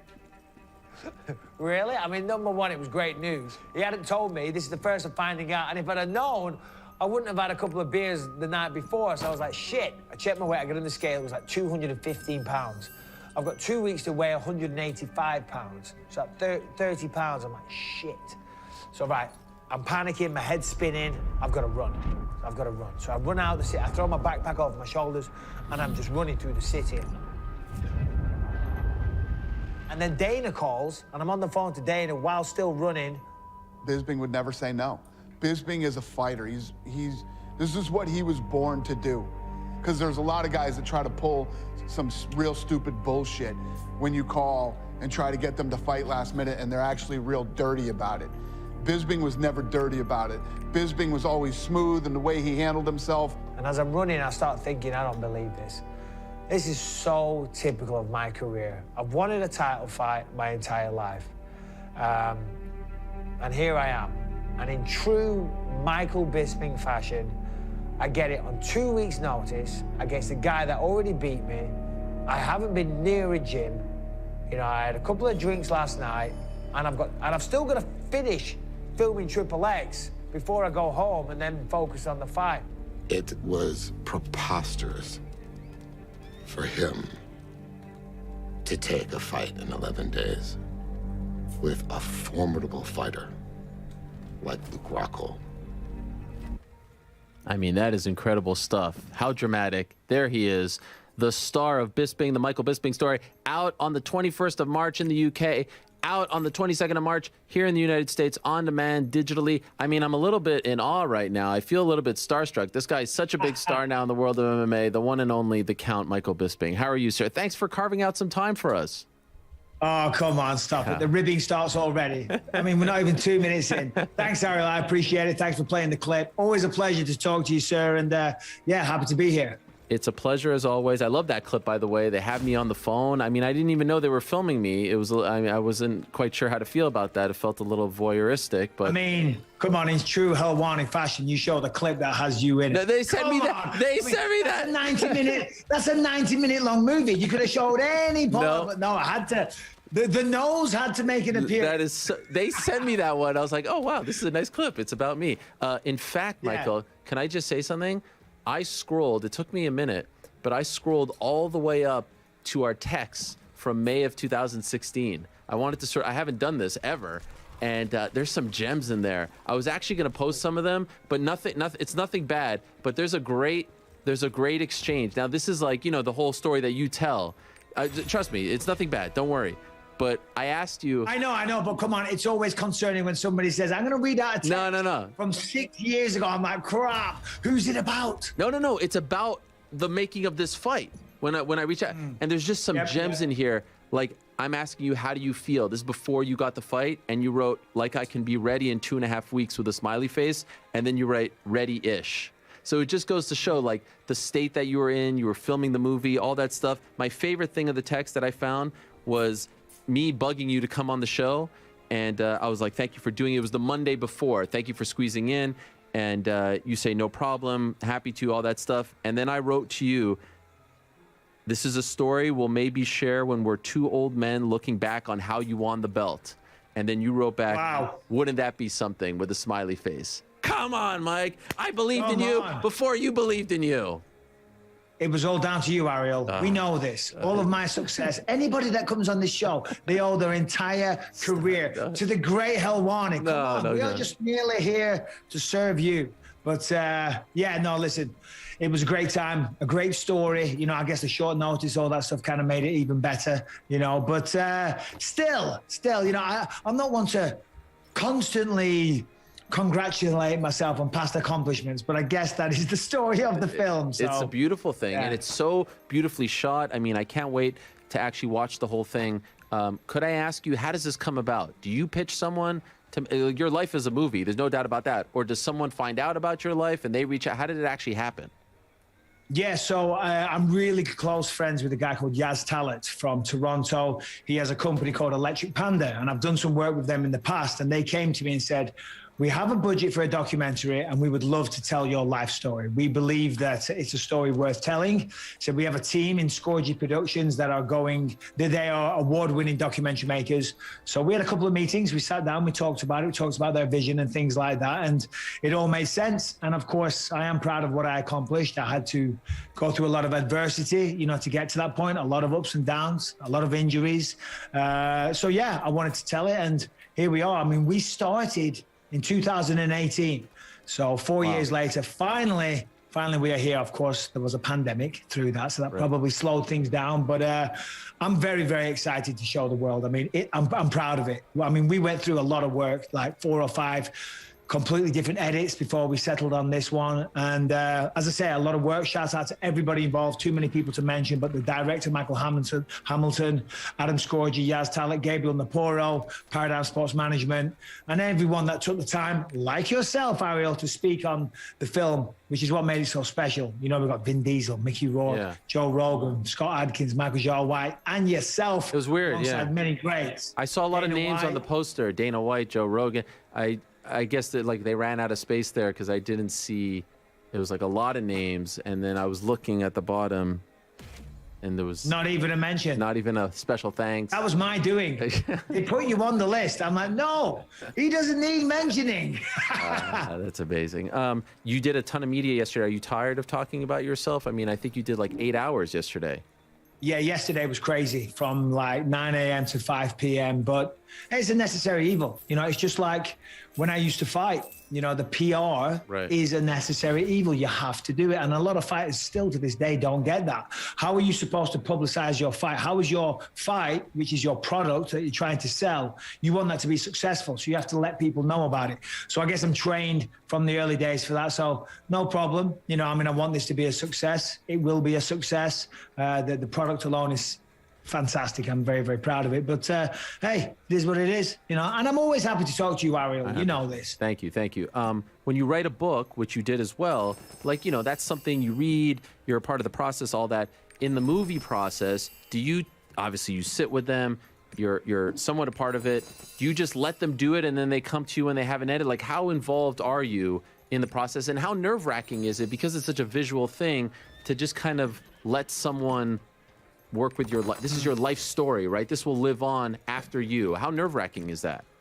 Yeah, it is nerve-wracking, to be honest. And next Monday we have a premiere in Manchester, and I am nervous for people to see it. You know, I'm not sure what the reaction is going to be, because I am very honest in the film, and you know, I show a lot of emotions in there, and I talk about, you know, listen, when you're a fighter, it's all a brave front. You never show weakness. You know, you got to seem like you are, you know, your defense is impenetrable, to quote Mike Tyson. But you know what I'm saying? In this, I tell the truth. I talk all about my emotions, you know, the ups and the downs, the injuries. You know, I hid a lot of things going through the years. I kept my mouth shut and never talked about things, but my body was failing me throughout, you know, the last few years, well, last 5 years of my career. So it was very, very tough. But, you know, it is what it is. That's my story. And like it or lump it, I can't change it now. By the way, how is your body now? Când stai până târziu, pentru ce te face fericit? Când te simți norocos, chiar și într-o zi obișnuită. Când mai toate se rezolvă doar din telefon, înseamnă că trăiești cum îți place. Mai nou, poți să... It feels good. You know, I mean, my knees are totally replaced. I live in constant neck pain. I had surgery last year. They put a titanium plate in. They need to do another 2. Obviously, I've got one eye. Right. And apparently I got an email this morning from some some sleep experts saying, because I went on the Rogan podcast and I talked about these terrible night terrors that I have, and some sleep experts reached out saying that It wasn't a good email to read. He says you have got a degenerative neurological disease, CTE and all kinds of. He's just trying to sell something, I'm sure. Okay. But yeah, no, my body's good. My body's good. Don't worry about me, Ariel. I'm coming back. Jake Paul's gonna fucking get it. Yeah, right. You're not obviously. I have to. You're not serious about this, right? I mean, this is the natural. No. You said if he wants to, I would. You would. You really would. You can't. How could you? Stick me on an Indian reservation. 2 rounds. Boom. Out cold. You don't believe that, do you? Why wouldn't I believe that? He's a tremendous boxer. No, he's not. You think you could You're beat him? talking to the count, baby. You think that you could beat him in 2 rounds? I think I could beat him. I don't know about 2 rounds. But anyway, we're not here to talk about that, Ariel. I should not have said that. No. We're going off on a tangent now. The best are why do you read the comments from the people on the YouTube, and why do you read their names? They keep getting you. Don't let them get you. Just don't read the names. What do you mean, get me? They're oh, you're talking about these stupid names. Yeah, well, listen, I'm not known for my vision. Do you know what I mean? And so when I do a live on the YouTube, people, they ask questions, and that's what we're doing. We're interacting. Yeah. And it's only, I haven't got time to stop and read it first because it's a live show. Sure. And that's all it is. I don't have guests like you. I'm just answering their questions and whatnot. So I lean forward and I'm like, so John says, and I'm like, oh God. And by the time it's too late, I've already read it out loud. Do you know what I'm saying? Yes. So, but some of it's very funny. Some of it's very offensive as well. So I apologize for that, but that's not my fault. But if you haven't subscribed and rang the bell on the Michael Bisping YouTube channel, what are you even doing with your life? It's incredible stuff. All I'm saying is just don't read the names, and then because I have to admit there's a Twitter account. I don't know if you're familiar with it. Boashinya Depot. Are you familiar with it? I've been a big fan of their work for a long time. Every time I see one of your clips, I can't help but laugh because you handle it very well. You let it roll off your back, but golly, you could see it coming a mile away. And I mean, they keep getting you. So I was just thinking, just read the comment, don't read the name. Yeah, it's part of the fun, Ariel. Right. Come on. It's part of the fun. I'm just and yeah, I do take it well. It's like water off the duck's back. All good. Okay, fair enough. Okay, so you have the movie, it's out, and just curious, like, are you a part of the editing process? Like, do they consult with you, or do you just come in at the end? No. Excuse me, just finished working out. Still got it, you see. Look at you. I see those guns. Golly. Yeah. Oh, bro. Yeah. Very much so. Very much so, to answer your question, because it is my life story and I want it to be told in the proper way. However, yeah, to answer your question, yes. And I was very meticulous in saying, take this out, put that in, take this out. So I don't think there's anything in there that people should get too upset about. There's a couple of things here and there that I say that I was very, I don't want to throw people under the bus along the way, but you got to tell the truth also. So it is very much a warts and all film. Logan Paul, speaking of the Paul brothers, was on my show last week. You'll see where I'm going with this. Yes. Actually, a very pleasant, likable young man. I don't know how much you know of him, but different than his brother. In any event, we were talking about he cannot watch his old videos. And he was a big YouTube guy. He says he cringes. Like he actually thought of deleting all of them because it hurts him inside to watch himself as a youngster. And it made me actually think of you. Can you go back to 2010? Can you go back to Jorge Rivera, to Matt Hamill, to some of these fights, shaved head Bisping, and watch your stuff, or does it make you cringe inside? Certainly, to answer your question, it makes me cringe. Absolutely. I mean, I said some things over the year that I regret. The Jorge Rivera one, I have no problem watching back, buddy. That was a great stoppage, a great knockout. And if you haven't seen it, go check it out. He talked mad shit going into that one. Yeah. So you talk shit, you got to pay the piper. Simple as that. But in terms of, old interviews and things like that, oh God, yeah, I cringe, I die inside. I'm like, oh my God, what are you saying? But hey, listen, I've grown up over the years. In fact, this shirt that I'm wearing, Tales from the Octagon, in that show, I revisit some of my early stuff and talk about what a fool I used to make out of myself. So yeah, thank you for bringing that up, Ariel. But yeah, I can, but it's with great difficulty. So it's amazing, like the revenue streams that you have going on, right? Like you are, I mean, obviously not everyone has the career that you had, not everyone has the resume, but what you're doing now, you're working the UFC broadcasts on ESPN, you've got the YouTube channel, you've got the book that came out, you've got the documentary that came out, you've got Tales from the Octagon. I believe you're going back in October, right, for a massive tour, is that correct? Yeah, well, just allow me to elaborate on that. So we did We did a 4-stop tour last year, and I was so nervous to do that. They were huge venues. You know, in Manchester, we had 3,500 people. And, you know, I was on stage by myself for 90 minutes, and I've never done anything like that. So I was terrified, but it went well. We did Scotland, London, Manchester, and Birmingham. And the turnout, they were sold out. The crowd was amazing. Everybody loved it. And it's kind of due to popular demand. They want to do a round 2. And I didn't want to do it because for me, I have no, you know, designs on becoming a stand-up comedian and touring the world. So I was like, that was a moment in time. I enjoyed it. Let's end on a high.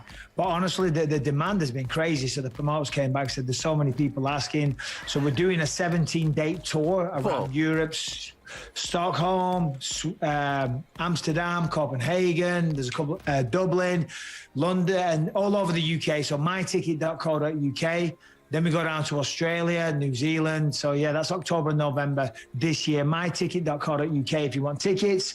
And then there's another one as well for Australia. It is livenation.com.au. And we got Dapper Laughs. He's a hilarious comedian. He's going to be opening up for me and providing some laughs. So if you want to come check it out, check it out. If you don't, then go fuck yourself. Yeah, okay.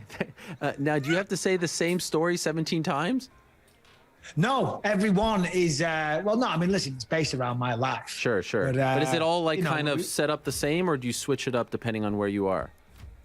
Well, yeah. I mean, see, the thing is, the rowdy crowd, so there's a lot of interaction from those guys. So that kind of, we go off on a tangent, because the way it started, there was supposed to be a 30-minute Q&A at the end.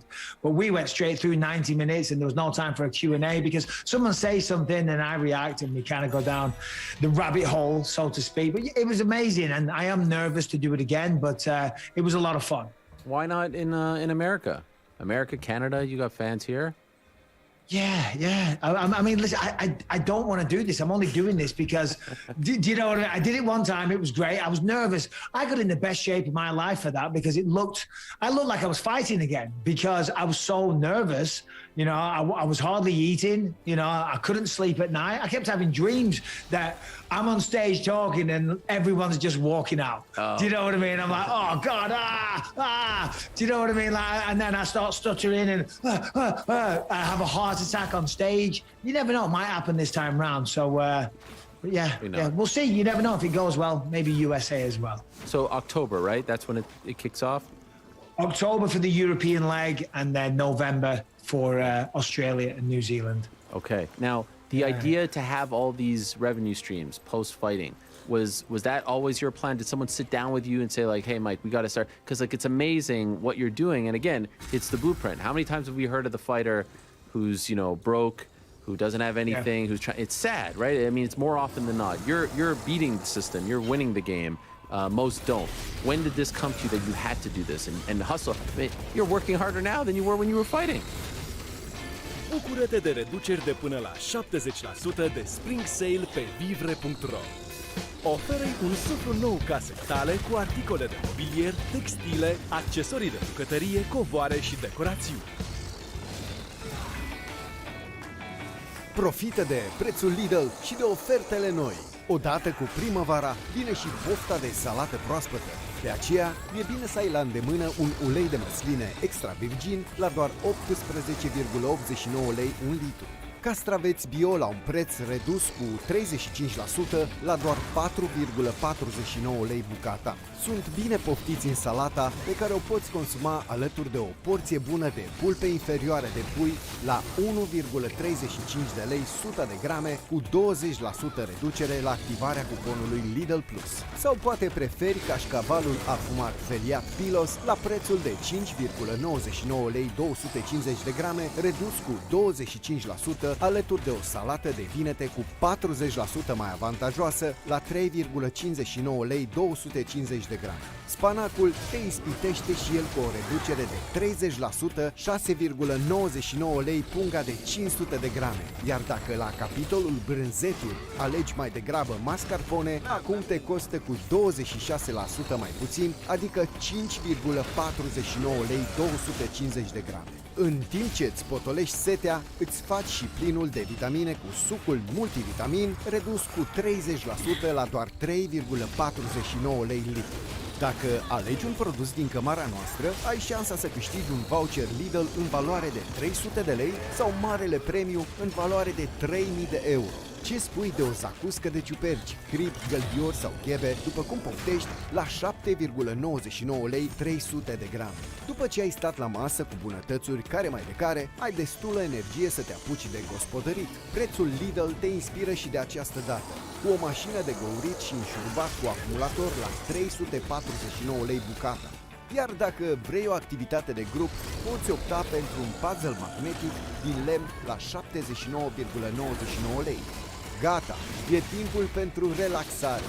Aparatul de hidromasaj pentru picioare la prețul de 119 lei bucata, cu reglaj, masaj și spa, e alegerea perfectă. Pentru cei mai mici, am pregătit jurnale și cărți de colorat la 19,99 lei bucata. Iar dacă după relaxare vrei și o gustare, mixul de nuci și alune Alesto e acum redus cu 42% la doar 7,99 lei 200 de grame. Oferta este supusă unor termene și condiții. Răsfoiește catalogul și bucură-te cu totul de prețul Lidl. Oh, tell me about it. My wife complained a lot. I'm hardly ever home. Right. Not enough hours in the day. But in all seriousness, you know, everyone knows about my eye. And I was still competing when I had the eye injury, you know, and I was doing what I could to be able to fight. But I knew at any moment in time I could be rumbled and my career would be over. So it was at that time I started trying to diversify what I was doing, trying to open as many doors as possible. And looking back, that was a blessing in disguise, because when you're done with fighting, when you're, to use a term, a washed up former fighter, no one cares. No one cares. But I was very lucky that I was aware of this, because I knew the door could be closed on me at any moment. So I started doing a podcast. I started working on Fox Sports, all that stuff. Started focusing on my acting career and doing anything I could, because I knew it's going to come to a crashing end very, very soon. So yeah, I mean, listen, post-fighting, things have gone fantastically. I mean, there's just so much going on. It's crazy. It gets a little overwhelming at times, but I do enjoy it.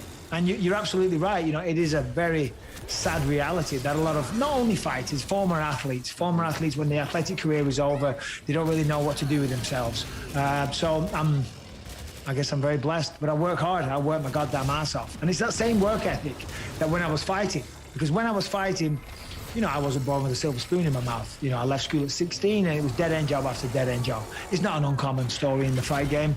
And when I started fighting, then I was feeling like I was starting to live the life I was supposed to be. Started to feel like this is me, this is who I am. And of course, you know, with that lifestyle, you know, a little more money comes in and stuff. And I never wanted to go back to working in factories again, you know, and at any time, you know, you had a stint in the UFC, you had a few fights, but there you go, right, back to doing whatever you were doing. I didn't want that to be the case. So that work ethic I had as a fighter, you know, always trying to be in the best shape possible, trying to be the best version of myself I could be, that same work ethic from then is crossing over into now, because my fight career is over. But my life isn't over. I'm still doing me. I'm still trying to achieve new goals, for want of a very concede, believe, achieve style quote. But it's true. You know, I'm still only 43 years old. There's a lot of things I still want to achieve. And by the way, belated happy birthday to you. You just celebrated a couple weeks ago. You look fantastic. Does all this happen to you if you don't move from England to California? You think that you have this kind of success post-fighting if you don't make that move? I mean, that's a good question. And the reality is that the USA is the land of opportunity, you know, and I agree with that. And I've got so many doors that are open for me right now. And, you know, I'm trying to walk through them all. My wife's like, you can't walk through them all. Yeah. Do you know what I mean? You can't be in so many places at one time. And I'm like, well, I'm going to give it a good shot. Some things would be happening, but not this amount. Not this. I mean, I'm from Clitheroe. It's a lovely small little town in the Ribble Valley in the northwest of England. If I was living there, I'd probably be... Let's see, with the money I earned from fighting would go a long way. In Clitheroe, I wouldn't need to be working, but I'd probably be far out of shape and very, very bored. Will you ever move back, or do you think your days of living in England are over? I miss the UK tremendously, and every time I go back, I'm just filled with this warm sense of pride. As the plane's touching down, I see the green grass, and I'm like, I feel like I'm home. but the reality is probably a no. We're going to buy a house over there soon, but my life's here now, and my children are here. You know, I don't know if knowing now trapped isn't the right word, but essentially we are. My children have grown up as Americans. Callum is at college. He's got a long-term girlfriend. He's getting a master's degree in business. He's not going to move back to England. He's got no desire to do that. My daughter's kind of the same way, you know. So if we went back to England, we would have to leave them here. And there is no way on earth my wife would ever consider that for a split second. So unless I get divorced, you never know. Unless the family falls apart, I'm going back to Manchester or Clitheroe. No, to answer your question, because of those reasons, no. But we are going to get a place out there so we can spend more time there. I don't love the circumstances, obviously, but you have stepped up in a very big way for the UFC over the past 2 months, right? You did those 2 pay-per-views back-to-back. I hate the circumstances for the last one, of course, because of DC and his mother, and you know, obviously how I feel about DC, but you stepped up. And you know what's crazy about it? I felt for the longest time that you should have been in the booth. And for the longest time, I felt you were just being used as a desk guy. Like in Fox days, desk guy. Then it's Contender Series, you get a little bit. Now it feels like you're the #1 guy in a pinch. They need someone on pay-per-view. It's Bisping. It's no one else. And I'm not trying to, like, Felder's amazing, Cruz, you're amazing, but you have really developed into that guy. Doing those shows on short notice, those pay-per-views, what is that like for you? Are you ready to go? Do you panic? Oh my God, I gotta, like, you're consuming so much MMA, you're talking about MMA, so you know all these guys, but how do you react when you get a call, you know, on a couple days' notice? Well, I'm very honoured and humbled that they would call me, because they do have a lot of people they can call, and I'm assuming that Dominic Cruz had a prior engagement and Felder was on a film set somewhere. That's it. They're like, for crying out loud, we've got no choice. We're going to have to call Bisping, and Dana's like, are you sure? And they're like, we've got no choice. So they called me. Yeah, listen, I mean, calling a pay-per-view, it doesn't get any better than that. I love calling the fight nights. I love working at the Apex, and I love all the opportunities that I get. I love still being involved with this sport. Mixed martial arts, the UFC, it gave me so much, you know. It gave me my life, you know, so to still be involved is incredible for me. People always say, are you going to come back? And I'm like, no, I don't need to. I don't miss it. And the reason I don't miss it is because I'm still involved with the sport. And I was only filling in for DC and Joe Rogan one time, so they'll be back in their regular spots. So I'll be back to working with Fitzgerald and all those guys and whatnot. But if they need me, I'm happy to step up on a moment's notice. Do you look at your phone during a fight? People are very weird about the broadcasters in this sport. Do you block it, or do you look at it? Do you let it affect you? I'll admit, like, I'm addicted to this thing, and I don't want to be. Do you look at it? I remember actually someone at ESPN way back said, stop looking at your phone, stop reading, stop letting it get into, you know, a mutual friend of ours, Ant Evans, said to me, because I was sort of lamenting this, he said, your brain is not a hotel. You can't let people check in and check out whenever they choose to. Stop letting this get to you. Do you let it get to you when people start commenting on your work in real time? I don't let it get to me. I wouldn't say that's the correct description for it, but I do have to correct them. It doesn't bother me, but I'm like, hold on a minute, you're an idiot. You don't know what you're talking about. Do I look at my phone? I do when we go to like a commercial break or they're running a long feature or something like that. Of course, when there's fights going on, when there's people making their walk to the octagon, I would never dream of disrespecting what they do. But, you know, if we go to like a 2, 3, 4 minute long feature, I'll just quickly text, see if my wife's text me or anything like that. And, you know, cheeky little look at Twitter as well. You know, take a look, see what's going on. But yeah, no, listen, I love being a commentator for the UFC. I really do. I'm so passionate about it, and yeah, hopefully long may it continue. I thought you shined in the RDA fight on Saturday. You told it like it is. Look, it's okay to be honest. Not everything is rainbows and lollipops. Sometimes it's a little bit controversial. It's the fight game, and it's subjective. I thought that fight should have been stopped in the 3rd round. I felt it was uncomfortable, and I felt like RDA took his foot off the gas because he felt bad for Moicano in the 5th round, and thus Moicano hits him with a shot, and everyone's like, oh, look, the fight should have continued. That fight should have stopped. Why don't fights stop earlier? When they look, the guy like Moicano, 20 pounds in 3 days, there was no need to take that extra damage, right? Doesn't that make you feel uncomfortable when you're watching that?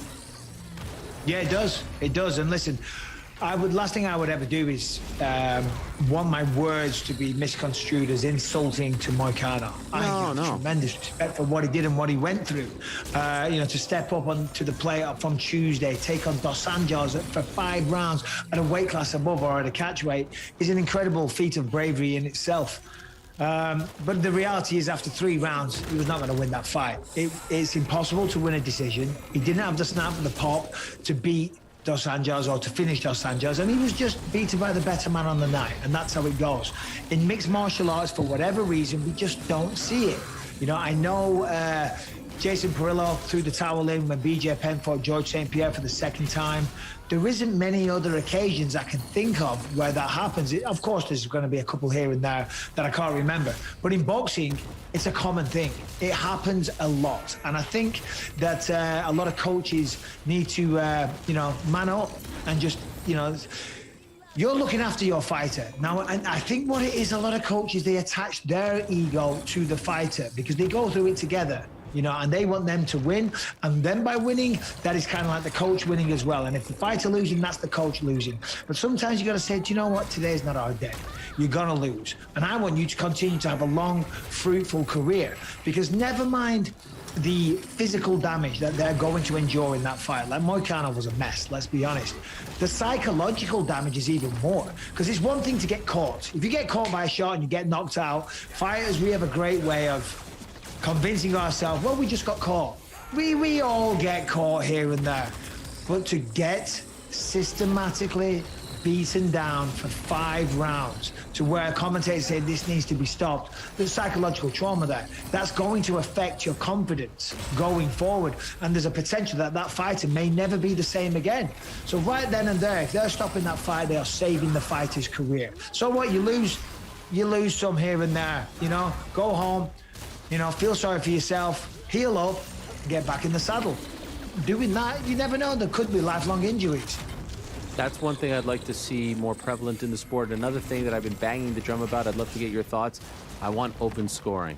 I want to know where things stand. I'm a big fan, a big proponent of this, especially in boxing, longer fights, more rounds. I don't know if you saw that Josh Taylor, Jack Catterall fight. It was a total robbery. But here we have a situation, even in our sport, sometimes we're going into the 5th round, we're going into the 3rd, we don't know where things stand. How do you feel about open scoring? I think it'd be very exciting for the crowd as well. Also, I believe that would hold judges further accountable. Yes. Because right now, we know the names of some of them, but the most fans wouldn't know who they were if they walked past them in the street or if they spat in their face. Yeah. You know what I mean? Like, who did that? Apparently it's an MMA judge. But this way, bing, it comes up, people can say, who the hell is this? Oh, yeah, I agree with this. It's another talking point. So I'm not sure what the negatives are, and I'm not sure why they don't do that. But I think it would add a further element of excitement, and it also would say to the fighter in question, their coach would say, bud, you are down. You have no choice. You need to be Derek Lewis against Volkov. You need to go out there in that final round and get that Hail Mary shot, because if you don't, all this work we've done, all this preparation has been for nothing. There are people who say, if you say this guy's up 2 rounds to none or 3 rounds to 1. He's going to coast? Yeah, come on. He's not going to coast. What are we talking about? He's going to run around the octagon? And, hey, I've never been in a fight where I don't know that I'm winning. Do you know what I mean? You know, if you're way ahead on the scorecards, you're controlling the action, you're aware of that, and you're still trying to get the finish. Nobody plans on going to a decision. You know what I mean? Nobody's like, do you know what I'm going to do in this fight? Ooh, yeah. I'm going to go 5 rounds.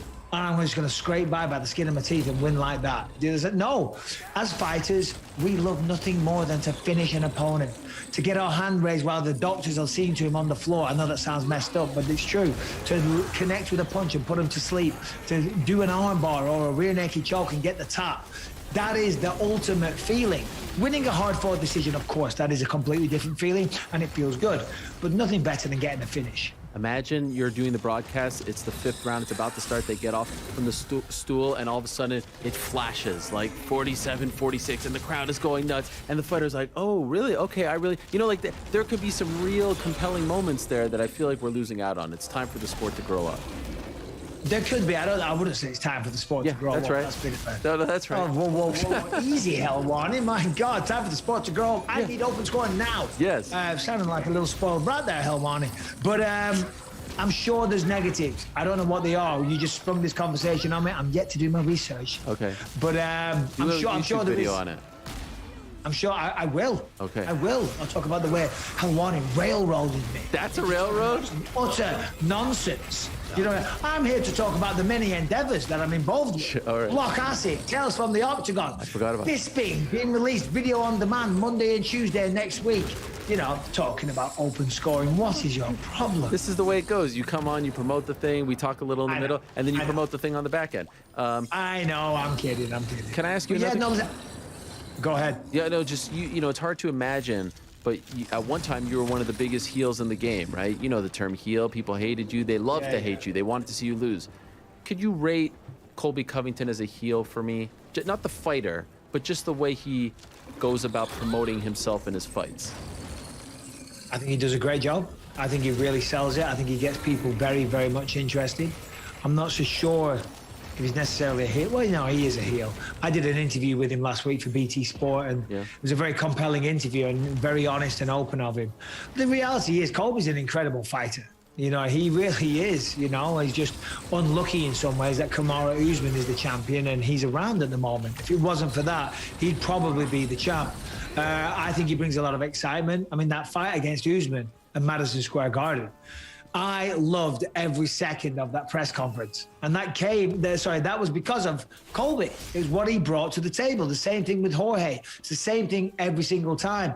And if I was a fan, I would have bought that pay-per-view after watching that. So he's doing what he's setting out to do. He's promoting the fight, he's hyping the fight. He's trying to put a little bit of doubt into his opponent's mind. I'm not sure if he's successful in that because I think a lot of people now know he's just playing this character. But promoting his fight, 100%, he does a fantastic job. I saw you hobnobbing with Darren Till and Khamzat Chimaev over the weekend. What is that like, hanging out with those two guys? Because I have a theory on them, by the way. Terrifying. Why is it terrifying? Terrifying. Oh my God. Because I was in a car with them, with Khamzat and Darren, both taking it in turns to drive. I almost died. They're 28 and 26. I'm 43. Right. I've grown up a bit. I've done a little bit of maturing over the years. Block Acid, they're a company that Darren and I are investors in and partners in, and they're doing some incredible things. They're actually tokenizing the entire UFC roster. So they're in town with Darren because Khamzat's training for his fight against Gilbert Burns in April, and they're all staying. So I was commentating at the weekend. And we went out for dinner Friday night, and they picked me up from the hotel, which was very nice. And then driving back from the hotel, they got a little giddy. Khamzat's driving like an absolute goddamn maniac. And I mean a maniac. On the wrong side of the road. Oh, my God. Purposely dodging traffic. I'm in the back, screaming, putting my seatbelt on. I'm like, stop, stop, stop. They pull up the gas station. I went in to buy some milk for my coffee in the morning. And I come out, they're doing donuts like maniacs in the car park. I'm like, guys, you're going to get arrested. I get in the car. Darren Till starts doing more donuts, just misses the fuel pump by about this much. I'm like, oh my God, let me out of this car. If they make it to the fight, if they don't die, I'm going to be very, very impressed. Wow. Were they filming that too? The Block No, Acid they guys? weren't. They were just laughing their heads off. And the problem is because I was being such a quote-unquote little bitch, they were doing it more. Do you know what I mean? Like, because I was terrified. Listen, I like my life. I love my wife. I like my children. I want to grow old. Do you know? I don't want to die in the back of a car with Khamzat and Darren Till laughing their heads off. You know what I mean? Call me stupid. I feel like Darren Till is doing the classic, like he's bringing in this guy to be his friend, and then at some point he's going to turn on him, like pro wrestling, and it's going to make for a huge fight. It's like, I could see the video package that the UFC is going to put together. They were the most unlikely friends. They came together. Khamzat repackaged his life, and then at one point, it won't be a steel chair, but I feel like at one point Darren's going to turn on Khamzat. You see what I'm saying? Or Khamzat's going to turn on Darren. We just don't know. Right, I mean, they did a live thing. That's Khamzat pulled out a flick knife. Do you know what I mean? So I'm not sure how they roll in Chechnya. Liverpool's a tough city, but Chechnya versus Liverpool, I don't know. I think I'm going to side with Khamzat on this one. Do you know what I mean? Wow. But yeah, I think you never know. I mean, right now it's a little bit sickening. It is. They are so in love. I know. The pair of them. It is. They're sitting next to each other all the time at dinner. I'm like, I know your buddies. You don't have to sit next to one another. And I'll tell you the funniest thing. Khamzat, he doesn't speak the best English. You know, he can talk a little. He gets by okay. Scouse? fucking Scouse lad. He fucking understands that perfect, mate. So Darren has to translate in Scouse what we're saying in English. It's bizarre. He understands Scouse perfect, but proper Queen's English, he has no idea. Wow, this is you blew my mind with that. That would make Darren into the ultimate babyface. Hamza turning on him, and then everyone wants to see him get his revenge. Wow, that is an incredible idea. You consume far too much wrestling with these terms, Ariel. You need to stop. You need to stop. I don't get it. I'm sorry. I saw some clip of CM Punk the other night covered in blood, and him and his buddy going, ugh. It's not his buddy, it's his opponent. I don't care. It's all scripted nonsense, and you look pathetic. No. Get off the floor. Stop with the fake blood. Just stop it, please. Did you see the dog collar? They were attached by dog collar. You saw that? Again, Shane? an even further example of how ridiculous they look, okay? As Colby would say, that is strictly for nerds and virgins. Oh my God, that's not very nice. And I ain't either of those, buddy. I'm going to let you go in a second. I just have to ask, next weekend, March 19th at the O2, the much anticipated, long awaited return to the UK. I'm assuming you're working that one, right? Yes. You have to be, right, okay. John Gooden back? I miss John Gooden. Is he working that one? He is. It's going to be me, Elder, and John Gooden, so I'm very much looking forward to that. Fly there on Friday, get to London. I've got a tremendous amount of PR to do for the documentary. I'm like, hey, guys, I'm actually going there to commentate an event. And then they scheduled it into the PR schedule. Saturday, Works UFC fight. I'm like, no, that's not how it works. There's a full week of meetings and interviews and stuff like that. And then, of course, I've got BT Sport as well. But Universal have set up some incredible PR opportunities for me. So it's going to be a crazy week. And then I get down to London, call the fights. Very excited. I cannot wait for me personally and it's not about me, it's about the fighters. It's never about the commentator. But for me personally, when I step back into that octagon, when I do the fighter interviews, just to be on that canvas, have my feet on there, so many great memories, so much support over the years from the British public and everyone that came to the O2 Arena, to Manchester and wherever.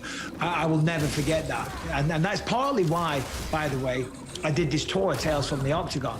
This is why I did it, because I wanted to have one last fight in the UK, and I wanted to thank the British public and anyone that supported my career, because it's partly because of them that I was so successful. Do you know what I mean? And I know that for a fact. Yeah, I fought my heart out, but I also had a tremendous amount of success.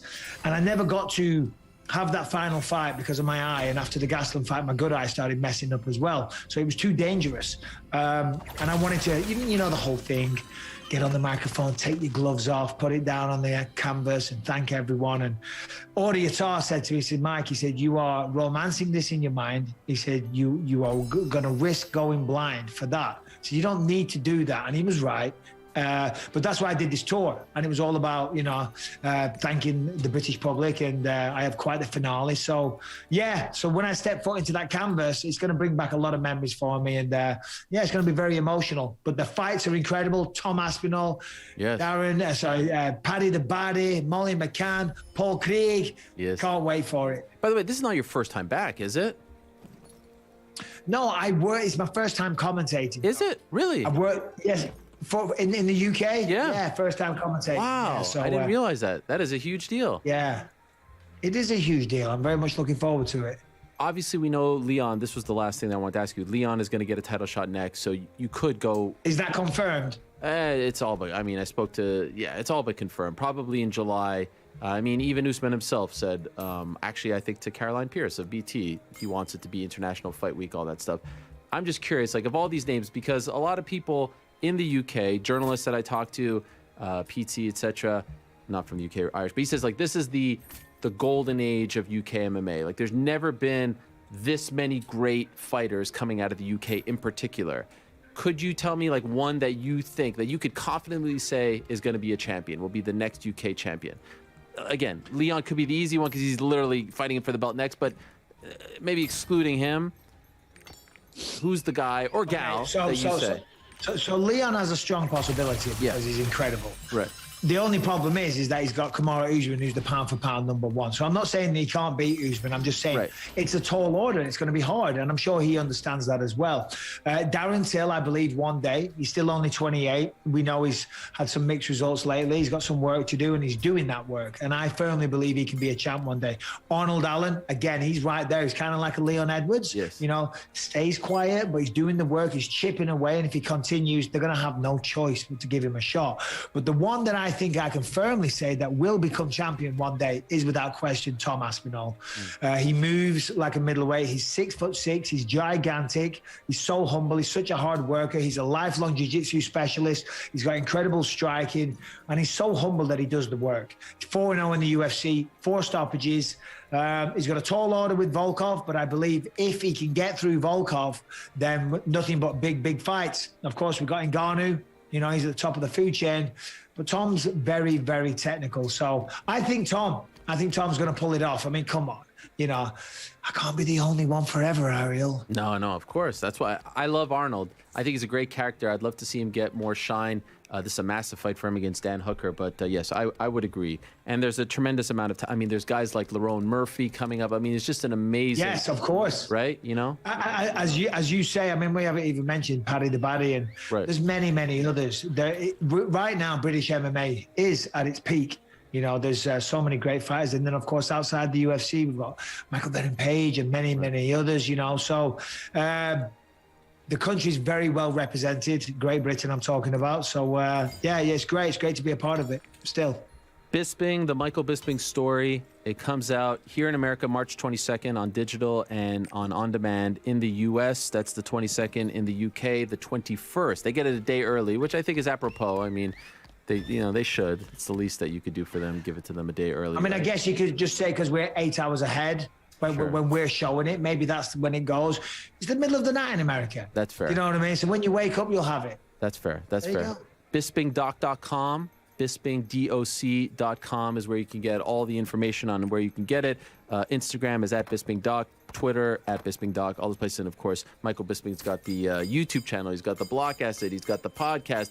He's got BT Sports stuff. He's got Tales from the Octagon in October. Golly, and you got the UFC stuff as well. I mean, ESPN commentary, and then many UFC gyms. UFC gyms. Jesus. Oh man, I mean, like the the list goes Renaissance on, man. really. You know, I mean, I was come when on. I first got there to Fox. I was Jay-Z's like- got nothing on me, bro. I said, you guys have to hire Michael Bisping. I was the one. That said, you guys at Fox when To who? To the suits over there. Fox. No, Yeah. to the suits, and they were like, Bisping, I don't know. And I know. Look at you now. You don't tell that Again, story. it's down to you. You don't tell that Again, story. It's down to you. You know what I mean? I mean, you'll get these 20% in the mail. Okay. I appreciate you, brother. But thank you very much, the man, everyone that Mike. supports what I do. myticket.co.uk if you want tickets for Tales from the Octagon. And Ariel, I know you got a busy show. Thank you always for supporting what I do. I appreciate it. Take care. Keep up the good work, and we'll talk soon. All right, there he is, Michael Bisping, the man. Again, March 22nd, next week. That's in 13 days. It comes out here in the United States digitally and on demand. And March 21st for the good people of the UK. And how about that? I got the clip, and we're featured in the clip. That's amazing. I love it, but it looks amazing. It looks, I mean, look at the names they have involved. Vin Diesel, they got Dana White there, they got Joe Rogan, everyone's there. It's a beautiful thing. So I highly suggest that you go check it out. I hope that you go check it out ASAP. And I hope that it is very successful. Again, March 22nd, March 21st. All right, gonna take a quick break. We're gonna start doing this. We're gonna do our first commercial break. Yeah, is that a real thing? It's not really commercial. Breaking news. 5-minute break after this on the nose. After that, Tai Tuivasa and Robert Whittaker in the final hour. 5-minute break. Watch this old school clip. A lot of people don't remember this, but you should remember it. Take a look. I'll be back in 5 minutes. Habib, my friend, how are you? Good, no bad. Where's the camera? This camera. Welcome to my home. Thank you. I'm gonna take this off now. Finally, I'm so finally. excited. Finally, Khabib. Finally, You know how yeah. many times people have asked me to have you in studio? Your fans, you have such loyal fans. They say, please, please have Khabib. Here you are. Here he is. And I thought you weren't gonna come. They were telling me you were late. What's wrong? There's a lot of traffic? Yeah, a little bit traffic. Okay. Sorry about that. No problem. No It's problem. New York traffic. I understand. But you are here, my friend. We have so much to discuss. Thank you for coming. I appreciate it. How are you feeling? You're okay? Feeling great. Yeah? Feeling great. When did you find out that Tony Ferguson was injured and might be out of the fight? When did you first hear about this? Yesterday after training, we're going to home, going to hotel, relax, and my brother Ali told me, hey, he's out. I can't believe, how he's out. Everything is finished. Hard training finished. Like, I'm just watching his interview. He talk about, oh, I'm ready, I'm on weight. Like what interesting, when we have press conference call, he talk about like injuries, pull out, something. I tell him, hey, be careful because nobody is protected about injuries. It's hard sport. You never know what's gonna happen tomorrow. And he still talk about this. I tell him, hey, what happened 2016 when you pull out, but nobody talk about this. What happened? He say, oh, I have injured, some blood, but something because I don't understand his English. He talk too fast, and now he pull out again. I still want this fight. Even they change my opponents, I still want this fight because even he pull out, he have 10 win streak. 10 win streak, good opponent. We have big history. Maybe not perfect history, but big history. People still want this fight. But now I have to focus on Max Holloway. Did you think it was a joke at first? Like, was it hard? Yes. I remember right after the media day, and then he called me, and that's when he said the location line. I believe that's the first time he said it. And that whole thing went crazy. Connor's in jail. And then we have and of course, I'm not even mentioning the Tony Ferguson situation with Max Holloway replacing Ferguson after Ferguson tripped over a camera cord, as crazy as that was. On April 1st, Holloway steps in, the 145-pound champion. I mean, you know the whole story. And then we get to the weigh-ins, and Holloway doesn't make weight. He doesn't show up. Connor's, having his court appearance at the same time. Iaquinta, I remember being court appearance, tweeting, texting about Iaquinta stepping in, but he didn't weigh in at 155. Just a crazy, crazy week. So enjoy that trip down memory lane. You can watch the whole video on YouTube. All right, time now for everyone's favorite segment of the week. It is time.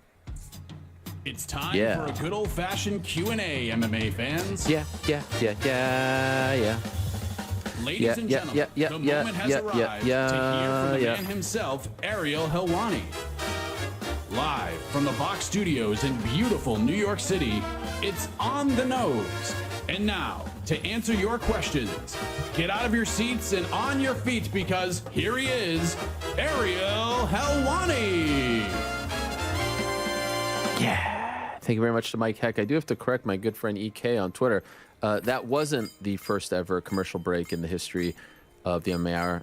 And honestly, it wasn't really a commercial break because there was no actual commercial that played. We used to do that all the time. We used to have to reconfigure the studio with the cameras when someone would come in studio. We would play old clips back in the day, and I kind of like it. I might do more of that. So we have a very long, rich history, a vast library that we can tap into. So we might do more of that. But no, not the first time, but definitely the first time in a very long time. Okay. ArielHawaiian.substack.com. How many we got here? 205. Holy smokes. All right. No time to waste. Let's get into the chronological. Of course, I answer the questions here. Newman first. Hello, Newman. Hello, Ariel. Wow, what an honor it is to be first.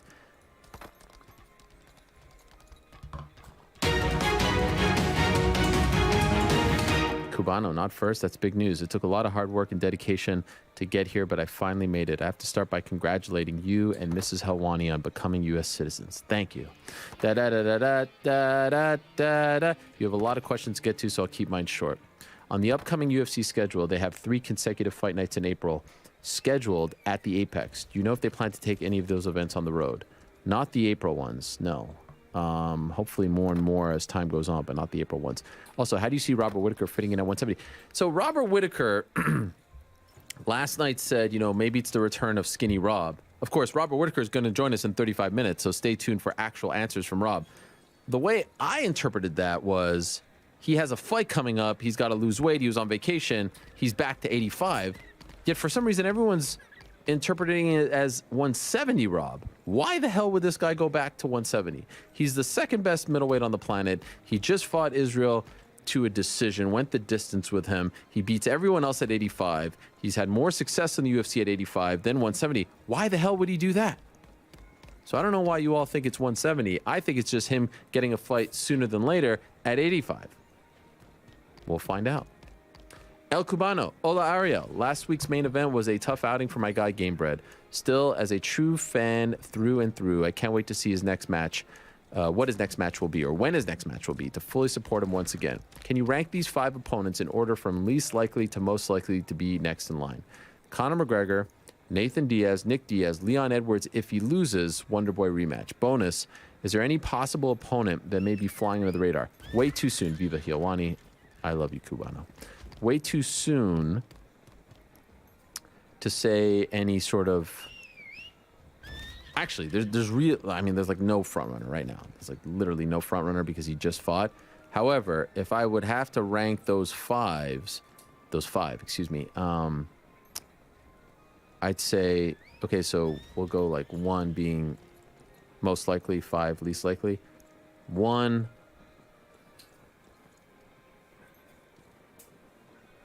Actually, I'm going to go 5 to 1, least likely to most likely. Nick, least likely. Then I'll go 5 Nick. I'll go 4 Edwards. Sorry, I'll go 5 Nick. I'll go 4 Nate. I'll go 3 Edwards. I'll go 2 Wonderboy. I'll go 1 Connor. That's what I'll go with. Carmine, hey Ariel, 2 quick questions. Do you agree that Bryce Mitchell could be the UFC's next biggest star? I mean, next biggest star? No. I mean, he's really leaning. He's going to turn off a lot of people. He's going to alienate a lot of people, but he's also going to gain a lot of fans because he's really leaning into this politics thing. He was on Tucker Carlson yesterday. It's not the route that I would suggest going, and I think he could capture a lot of the audience and make a lot of sense. But like, is he the next biggest star? No, I don't. I think that's a little too soon. Any chance we could get Tim Tszyu on the show? He's making his US debut March 27th. No plans right now, but anyone who's related to Costa Tszyu is a legend in my books. Nico, Sava Ariel, your point in yesterday's 2 Cent Tuesday regarding Conor versus Jorge at MSG got me thinking. The UFC should put the BMF title on the line. Why do people say that all the time? Technically, Usman is the BMF champ. He beat Jorge. And I don't really think it matters. Like, does anyone really care? If Conor wins, dare I say, Nate versus Conor trilogy for the BMF belt beats the 2. Does the BMF belt add to a pay-per-view? It doesn't, in my opinion, at all. It's not a thing anymore. This is what I think should happen. Nate versus Dustin, July. Jorge versus Conor, November. If Conor wins or loses, and if Nate wins or loses, you do the trilogy sometime mid next year. Obviously, Jorge versus Nate 2 could be a thing. But those are the next, like, let's not go too far in advance. Those are the next 2 fights, in my opinion. Dustin, Nate, let's get it done. Let's get it over with. What the hell is taking so long with Nathan Diaz? Like, can we just figure this out? Enough already. Get that done. They both want it. We both know they want it. It should be the easiest negotiation ever. They both want it. Get it done. And then let's do Conor versus Jorge, November, Madison Square Garden. Matt Mo. Bonjour, Lord Ariel. Bonjour. I've been a fan of your profound mixed martial arts journalism since day one. Thank you. You are doing truly incredible things for the sport and the fighters. Thank you. I screamed at you at UFC 206 in Toronto, but I don't think you heard me. I'm sorry. My question is, do you think there are other intelligent life forms out there in the universe? Oh, God. Yes or no? Sure, why not? Given the enormity of the cosmos encompassing hundreds of billions of galaxies, each with billions of Earth-like planets, I find it almost a certainty that there is. Yeah, sure. I would love to hear your take on this, as well as GC and Frank's take. Oh, perfect. Frank, you have any thoughts on this? If there isn't anyone out there, it's an awfully big waste of space. Thank you for that, Frank. What about GC? Yeah, I mean, there's got to be aliens somewhere. Yeah, I think so too. All right, Luis. Hi, Ariel. Who do you think will challenge for the women's flyweight title first, Casey O'Neill or Erin Blanchfield? Interesting. Casey wants the slow push, so I'll go with Erin. Trey, shalom. I learned 3 things from UFC 272. The Hardy experiment has gotten boring, or it just kind of failed, but sure. Open scoring accountability should be tested with Sal D'Amato only. He really needs it. By the way, another guy who says, yeah, I'm into it, right? Bisping. Accountability. Another guy. Add that one to the list. But what about the judges? It's clear to me that the only people that don't want this are the judges and people who are friends with the judges, because like everyone else sees the value in it. 3, a blind person could have easily passed the eye test given to Renato, but Goddard is the man. He has his reasons. And honestly, I don't really put the onus on him. I put it more on the corner. They should have stopped that fight, in my opinion. Ollie, sup, Ariel? I kind of felt for Johnny Boy Morgan last week at the pressers. Colby was continuing to school him, and it seemed like he was not enjoying asking questions. Aside from the push-ups, how do you think he should approach interviewing Colby in the future? Look, I mean, I've been there before, not quite this weird and inappropriate, but certainly, I mean, I've certainly taken my shots. The one way to go about it is just stop asking him questions, because if you know that he's going to do that, just stop doing it. I think it's gross. I think it's inappropriate. I personally think the UFC should say, hey, we don't like you making fun of the journalists. Like, can you, like, there's nothing that's going to come of this. Especially from my vantage point, it doesn't seem like there's an actual beef there. I don't really get what the end game is here, but this is why having some sort of media association would be beneficial. But alas, I digress. Have you ever feared asking an MMA fighter a question? If so, who was it and what question? No, not really. I mean, I knew there were times like Tito Ortiz was mad at me. I still asked him the question, but you didn't really know what they were going to say. Actually, I found out that Tito was mad at me before I asked. No, I didn't know he was mad at me. Then I asked him a question prior to 132, I think it was, and he got all mad. He was mad at me because of Mitrione. I didn't say anything. It's just that Mitrione said it on my show. And then I think at 140, he's like, I'm not going to answer your questions. Whatever. It's an awkward thing because you don't want to make it about yourself, and you don't want that confrontation, and people love that and they'll clip it off. It's one thing to say I don't want to talk to you or I don't want to answer your questions. It's another thing to be mean and to be insulting and to try to humiliate and embarrass. That to me is... Alo Akbar, Mr. Helwani, congrats on becoming an American citizen.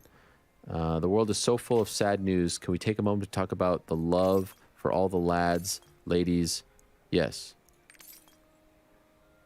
Oh. Can you share with us the meet cute moment between yourself and Mrs. Helwani?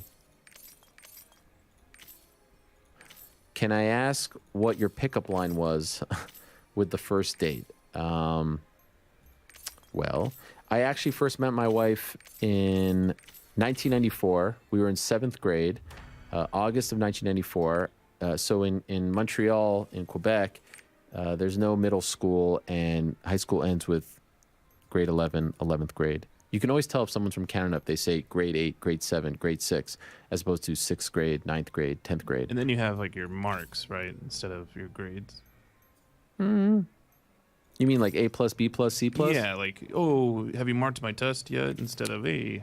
I'm not sure about that one. That's an interesting one. I'll think about it. Anyway, we met each other. And we were just, I mean, I was 12 years old. All I cared about were the Knicks and the Bills, and I really didn't care about any of that stuff. She liked me and pursued me for 7th grade, 8th grade, 9th grade. Then 10th grade, I saw the light. I then pursued her. Then she played hard to get. Then we broke up that summer. Then I pursued her really hard in the 11th grade, and she really played hard to get. Then we got together. Then we broke up again. Then we went our separate ways for several years, stayed friends, and then we both moved to New York at the same time in 2004. I just graduated from Syracuse. She came for a year just to study and help grow her business, and she never left. And we actually, the nail in the coffin, apologies, that's not the right, term to use here, but the one that sealed the deal, I should say, was we actually went to go see Garden State, starring Zach Braff and I can't believe I'm blanking on her name. Natalie Portman. Natalie Portman, the great Natalie Portman. Thank you very much for that. And that was it. That was the moment. That was the movie. And we've been together ever since. 18 years. How about that? Married in 2008. Thank you very much. Zach, good morning, Ariel. Call me a hater, but what was the whole point of Kayla Harrison saying it haunts her that her window of opportunity to fight girls with the star power of Ronda Rousey is closing? In order to do that, she would have to go to a different organization, but instead she re-signs with PFL. Well, she re-signed with PFL because they matched the offer. So, trust me. Like, let me just put it out there. She wanted to go to Bellator. She wanted that deal. She wanted that opportunity. I mean, just read the tweets. It's all there. Read between the lines. Cryptic at times, but it's all there. She wanted that. Don't get me wrong. She is smart. He writes, getting paid over $1 million to fight. Yeah, she's getting paid a lot. But she will never get the star power she wants in the PFL. Much love, Zach. This week's handicap hot take for you is Juliana Pena will win the rematch against Nunes via KO. Again, we need to start keeping track of these hot takes, Zach, because like you're throwing them out there, but like, are we getting any of them right? That's the question. That is the question. I hope you are. And again, I really do like. I got into. I don't think this matters, but I got into a bit of an argument with someone who's part of Cyborg's team, and they were like, "Oh, this is Ronda all over again. She doesn't really want to fight Cyborg." I'm like, "You could not be more wrong." Kayla Harrison wants to fight Cyborg. Kayla Harrison wants to be the best. She wants to challenge herself. She wants the biggest fights, the biggest names. Just because she re-signed with PFL, to me, doesn't mean that she doesn't want that.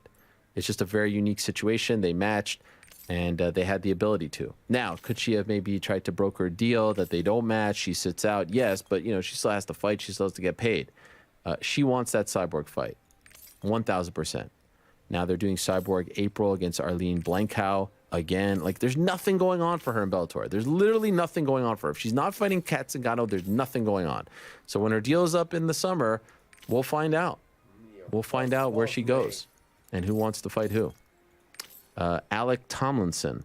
Top of the morning, Ariel. I had a question for GC. I was wondering if you would ever, after the picks, do a full card prediction, just picking fight winners at Moneyline for some crazy parlays. And just for fun, if people are stuck on fights, I know he already invests a lot of time into the picks, so if not, I understand. Just thought it would be a cool and fun addition. What do you say, GC? What do you say? He's saying, like, basically give out a pick for every fight? Yeah, Moneyline. Yeah, we could do that. We might have something in the works that people will find out about soon. Okay, there you go. That will involve that. Yes, that's a good tease right there. The Average AF Podcast. Ariel, I'm curious to get your thoughts about how Colby's gimmick continues to sell pay-per-views. Everyone in the MMA community knows it's a gimmick, and the commentary and media always talk about it being fake. So even a lot of the casuals should know too. I understand he's obviously a great fighter, but I don't understand how the gimmick is still working at this point. It's working because he has the perfect foil. He's very lucky, and he's smart. He's picking the right guys. So it's luck and smarts. Usman, that's the perfect foil. It worked both ways. It was beneficial to Usman. It was beneficial to him. Masvidal, perfect foil, right? Works both ways. Woodley wasn't a pay-per-view, but it did tremendously well. I think at the time it was the most watched fight night on Plus. Perfect story. Works both ways. Now, why is it the perfect story? Because he is a heel, and he is making it personal, and he is doing this and that. And again, I'm not trying to say that it's wrong to be the heel. I'm not trying to say that it's a mistake. It clearly has worked out for him. I just think that there are certain things that shouldn't be talked about. Be a heel all you want. Just leave family out of it. Leave family, leave religion, leave politics out of it. Honestly, the politics thing doesn't even bother me. Like, you could tell, I couldn't care less what you believe in, what you think, what you vote. Like that, I don't get offended by that. The two main things I get offended by, number one, family, like way number one. Wives, kids, all that stuff. Parents, leave them out. And then religion, and you're good. But, and of course, like when I say religion, I mean cultural stuff. Don't be a bigot. Don't be a racist. Don't be an a-hole like that. There's a ton of stuff that you can say. That's the stuff that makes me a little bit feel frustrated. But it's like you could be a great heel and not go that route. Hugo knows. Good afternoon, Ariel. El Nariz Helwani. Good afternoon.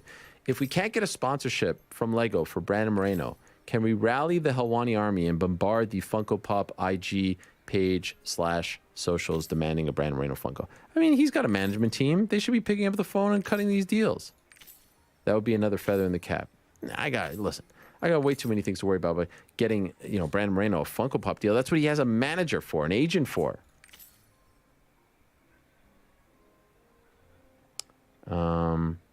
Plus, it would look good displayed in your studio in the middle of the Sanibel Sugar gloves. P.S.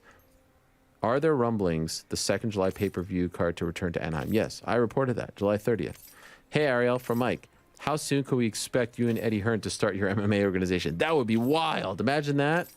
It ain't going to happen. Also, recently you mentioned that Benny the Butcher is your favorite rapper. Well, no, that's not true. I just said that he's from Buffalo, and I know he's a big Bills fan. I actually can't name a single song that he has put out. But it's a great name. Benny the Butcher, tremendous name. So I was wondering, what is your favorite Griselda album? Frank? Why don't you... Can you help me out here? Mention the last one from Conway the Machine. Go ahead, mention it. I don't know anything about this. You know what? I actually don't remember the name. Perfect. That's great. Matt S. Morning, Ariel. I wanted to touch upon something you discussed in 2 Cent Tuesday, which is how strange it is that Usman is going pedal to the metal on this Leon fight. Love Leon, but I think it goes without saying that the marketability of a fight against Leon versus Khamzat is not close. Perhaps in Usman's mind, he believes Leon is an easier fight and he wants to maintain perfection in hopes of a Canelo fight. Possible. Here's the thing. All of a sudden, you've got Usman, who always sort of ignored old Leon, and Colby. So Usman's talking about Leon. Oh, it's going to happen. It's going to happen. Colby's going after the 55 of Poirier. And I just think it's a mere... I'm just bringing up the coincidence that there's a guy named Khamzat who is one fight away from fighting either one of those guys, right? I think what should happen is Colby should fight the winner of Khamzat versus Gilbert Burns. I think that's 100% the move to make. And then if he wins that fight, he's fighting Usman, right? Let's just ignore that guy and let's go after this guy and this guy. I was just wondering. I was hypothesizing. Is this possible? Are they talking about these other guys because of the boogeyman walking up behind them? I don't know. Matt in Montreal.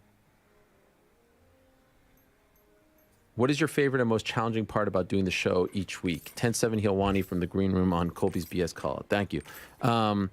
I mean, the most challenging part is just like the booking the guests. I talked about this 1,000 times.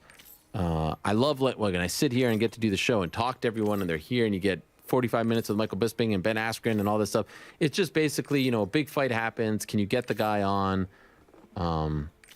Sundays and Tuesdays are a little bit stressful in that regard, but I'm not going to complain. This is a great thing. But yes, if you want to know, like the most challenging part is getting the guests, booking the guests, getting them to commit, getting them to come on time.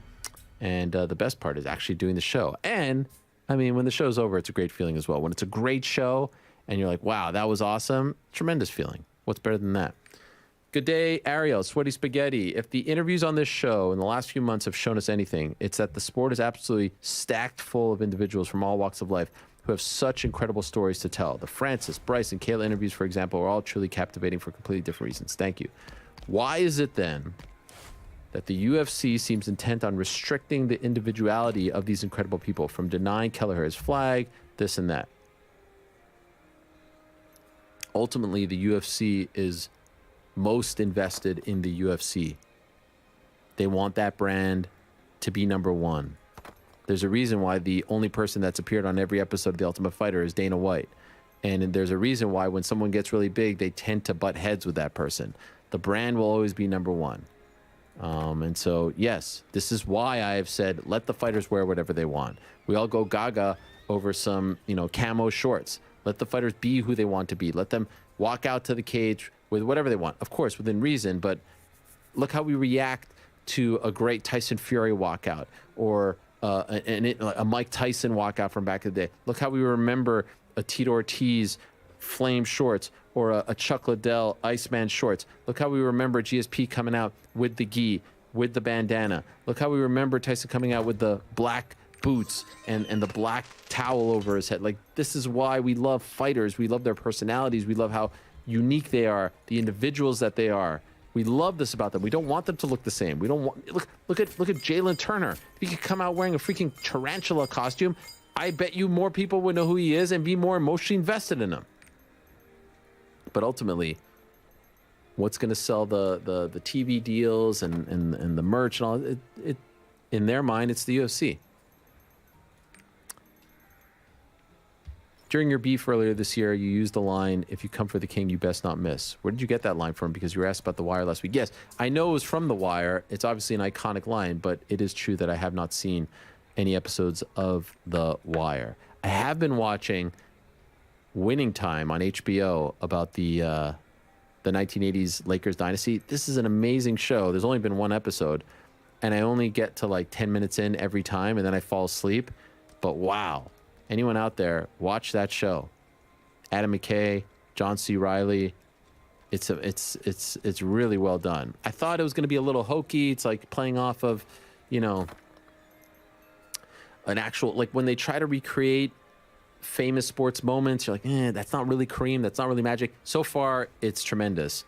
And it's based off of Jeff Pearlman's book entitled Showtime. He's my favorite sports author. His books are great. He wrote one called Three Ring Circus about the Kobe Shaq Lakers. He's written one about the Mets, the bad guys won, Barry Bonds book, Walter Payton book, Showtime book. So highly, highly, highly recommend. During your beef, this is the one I just read. What do you think PFL will do with their pay-per-view show? I mean, let's see. We've seen this before. Bellator said pay-per-view. They did one, and that's it.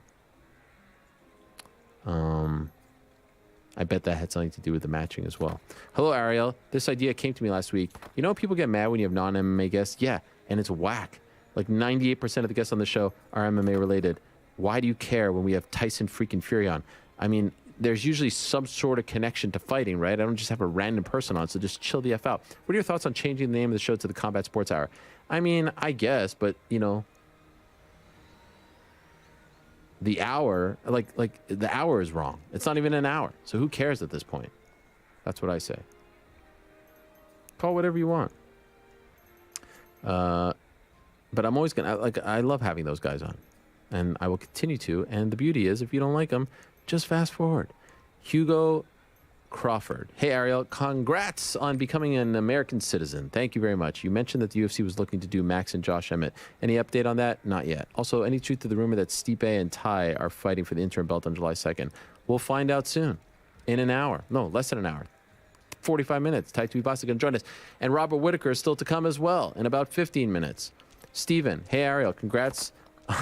Congrats on the citizenship. Thank you very much. I hope it allows you to do more things in this country. We're so blessed to have you here. Thank you. That's very nice. Hope you can help me understand this. Why does recency bias play such a huge role in not only MMA, but sports in general? We see it all the time. We're talking about Hall of Fame candidates. You've said before that discussing past versus current greats actually helps the sport. And I agree, but personally, it feels hard to add meaningful value to that discussion when it's largely based on what ifs. I'm not trying to knock what you said at all. I just wanted to grasp the concept a little better. Much love. Steven, sorry, did I say Stefan? My bad, from Central PA. I mean, recency bias is a real thing. More people know about Izzy right now than Anderson Silva. It's just a real thing, but that's why I think it's important to have Hall of Fames, to have these, 30th anniversary ceremonies, and to remind people of who the greats were, who the founding fathers of the sport were, who the legends were before the current legends of the sport.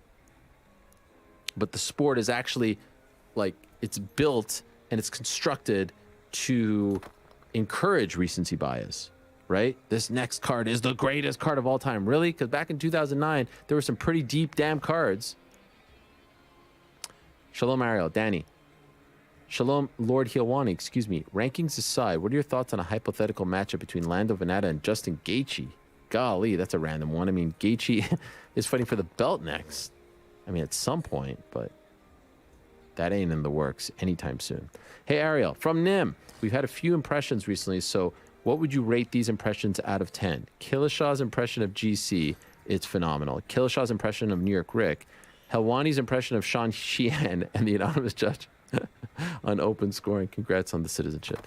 Wow. I'd say Killishaw. I think Killishaw's best impression is of GC. Sorry to say. How do you feel about that, GC? I'm in complete agreement. Yeah, Sounds just like me. He's amazing.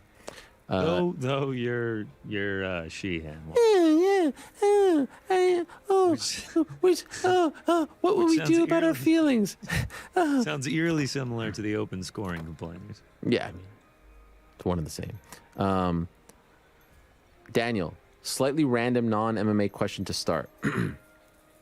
Are you a fan of Luis Theroux? Yes, a massive fan. I've actually written to him a couple of times, and I've actually used him as an example unknowingly, like, oh, this is sort of my style. I love his docs. The one where he went to the power plant in Atlanta to train to be a WCW wrestler back in the day. I love Luis Theroux. He's amazing. His style is amazing. His demeanor is amazing. The questions. If you have not seen his docs for the BBC, it's just amazing stuff. I'm a huge fan. I always felt like there were some parallels between the slightly quirky, awkward, but composed, almost disarming style of how you both engage your interview guests. Thank you. I appreciate that.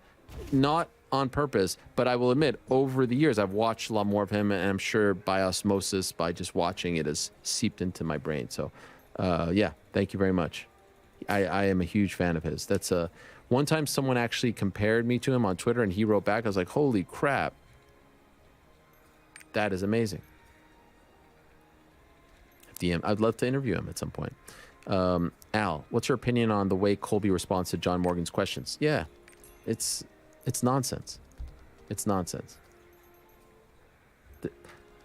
That doesn't sell a fight. That it's just, it feels mean. It feels mean-spirited. It's low. It's how I feel. I mean, not as bad, but it's like talking about the family. I don't like it. And it puts any journalist in a tough spot, because what are you going to do? Argue back, fight back? No, it's just awkward and bizarre. Good morning, Ariel. Often you mention speed bumps or roadblocks during the Kayla negotiations. I'm not sure if you're allowed to tell us what those are, but what type of stuff could be in a deal of this magnitude? I mean, it was contract stuff. They would get really close, and then they would put things in the contract, and she wasn't happy with it. But ultimately, once you got that deal from PFL and they have to match it, it actually sort of expedited things. What's your go-to Hamantaschen flavor? Ooh, dates. I like dates. Hey, Ariel, I don't see this cross-promotional chatter, boxing or MMA or other organizations going away anytime soon. This is from Corvette. The UFC seems pretty reluctant to allow their fighters that freedom. Excuse me. I know it's probably in their contracts, but there's ways around it. Is this stance more Dana or the UFC? I mean, it's one and the same. Do you see it changing whenever Dana decides to step away? Probably not. There's such a massive gap now between the UFC and the other organizations. Why do they need to do it? They would just be putting them over. It's so big at this point. They don't need to do it. Adam, have you heard? I'd love to see it happen. Don't get me wrong, but it ain't happening anytime soon. Have you heard any update as to why CM Punk is angry at you? No, and actually I did text him recently, and he wrote me back, and it was very nice. So I don't think he's angry at me. I mean, who knows? But we're good. Don't worry about it. Would love to hear from him. Him and Paul Heyman are my favorite guests in the history of the MMA. Are two wrestlers. I can hear the latter talk for hours on end. Lastly, when you elongate the word she along with when you say you come at the king, you best not miss. Are you aware it's from the TV show The Wire? Well, the she is from Rampage and the Pecan Pie, but the other one, yes, I know it's from The Wire.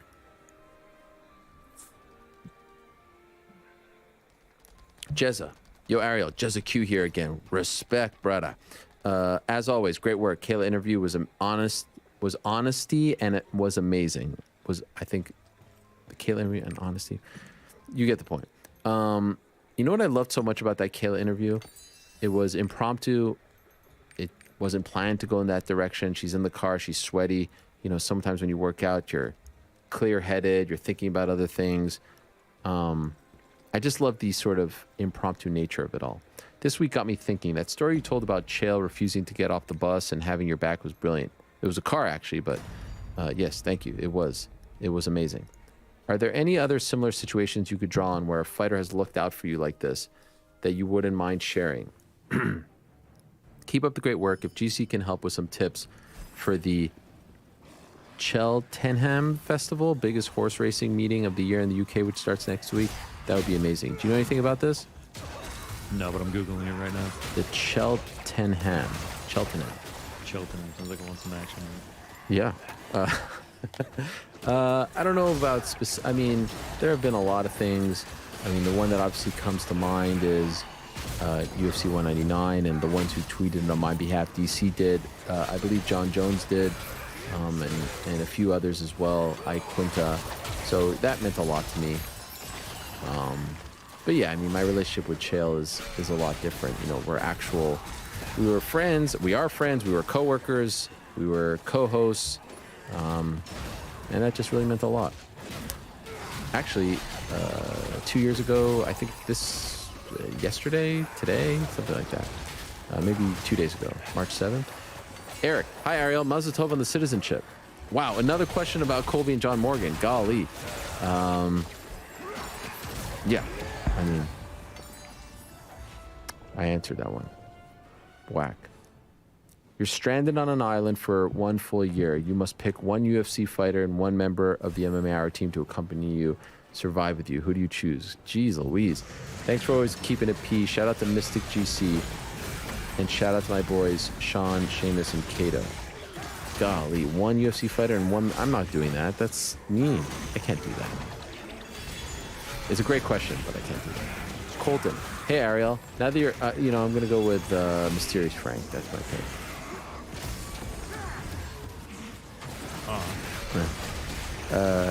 Colton, hey Ariel, now that you're officially a UFC citizen, have you celebrated by belting out the sensational Real American by Rick Derringer? I am a real American, fight for what's right in every man.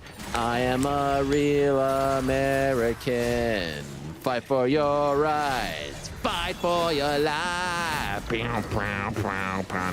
First time I sing that as an American, as my flag almost falls off. By the way, I've had this on the desk for a long time, just for the record. Always in my heart. Okay, Abhisek. How can Colby Covington consistently manage to stay out of the top 15 pound-for-pound rankings?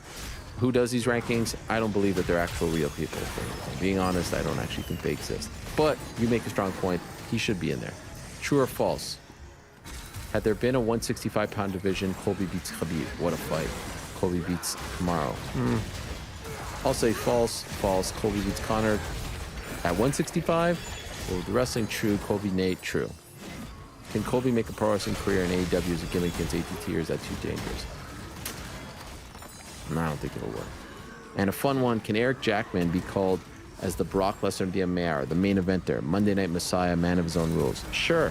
I'm sure he'd love that. Lewis, my man, good afternoon, Ariel. The Talk with Kayla H on Monday is another addition to the library of scintillating, intriguing, and challenging interviews since the show returned. Thank you. This got me thinking about old interviews, and one that was challenging for very different reasons is the one that took place in August of 2017 at a gentleman's club with Floyd Mayweather. Yes, his own. Can you talk about the events of that night? I don't think the curtain's ever really been pulled back before. One last thing, Monday also revealed you as a soup drinker. Yes. Any other questionable eating habits? Oh, no spoon. No, I mean, it's in a cup, so I just drink it, but I do like a spoon. I'm not quite Izzy, who eats the matzo ball soup with his hands. Remember that? I also do like to use a fork and knife when I eat a chocolate bar. Other than that, that's it. As far as the 2017 interview, so we're there for Mayweather-McGregor. It's the week leading up to the fight. And I'm starting to think of ways, we were dominating the competition. We covered that fight better than anyone. And I was like, man, Floyd keeps promoting that he's going to be at his club on, every single night leading up to the fight. He kept doing that on social media. So I remember we were eating. I'm pretty sure Mark was there. I'm pretty sure Casey was there, maybe one other person. I was like, we should go there and see if he actually shows up. So I called up I texted his bodyguard, who was cool with me, one of the two, Juice Monkey guys that Conor always talked about. And they said, yeah, he's going to be there. I said, if we go with the camera crew, do you think we could interview him? He's like, yeah, maybe, I can't guarantee it, but you could give it a shot. I'll put in the word, you go there, because you can't just walk into a place like that with a whole camera setup. So we went, I believe at 10:30 p.m., we talked to the guy at the front. They put us in a room upstairs, and it was sort of like a blocked off room, and we sat there 10:30, 11:30, 12:30, 1:30, 2:30, 3:30, 4 o'clock he shows up. And at that point, it's like 2:33. Like, I don't want to leave at this point because what if he shows up and I'm going to feel like crap? Actually, other media people were there. I saw a bunch of people coming and going. I don't know what they were there for, but it's true. And he shows up, and he shows up like he's the mayor of the place. And he's like, hey, what's up, what's up? Massive stack of money. Hey, yo, what's up, what's up, what's up? So I'm like, all right, I guess I just have to go down and ask him because no one's going to ask him for me. So I waited. And then at one point, I walked up to him and I was like, hey, I'm Ariel. You remember me? Could we do an interview? And he's like, he thinks about it. And he's like, all right, fine. And he like darts up to where we were sitting upstairs. So he clearly knew that we were there because I didn't tell him. We sit down, we do the interview. We're freaking out. We go back to the hotel, upload it. And then I didn't go to sleep and I went to do the MMA beat like an hour later. That was a crazy time. And I think that was the last interview you did before the fight in a very loud, dark club. But one of those memories that I will never forget. Absolutely. All right, great questions. Maybe we'll get to some towards the end. There were a ton today. We didn't have a ton of time, but we got 35 solid minutes in there. Let's take a break in the action here, and let's go to our next guest, who's always very kind to wake up and join us very early in the morning over there in Sydney. So without further ado, let us say hello to the one and only Robert Whitaker. There he is. Robert, how are you, my friend? Hey, g'day.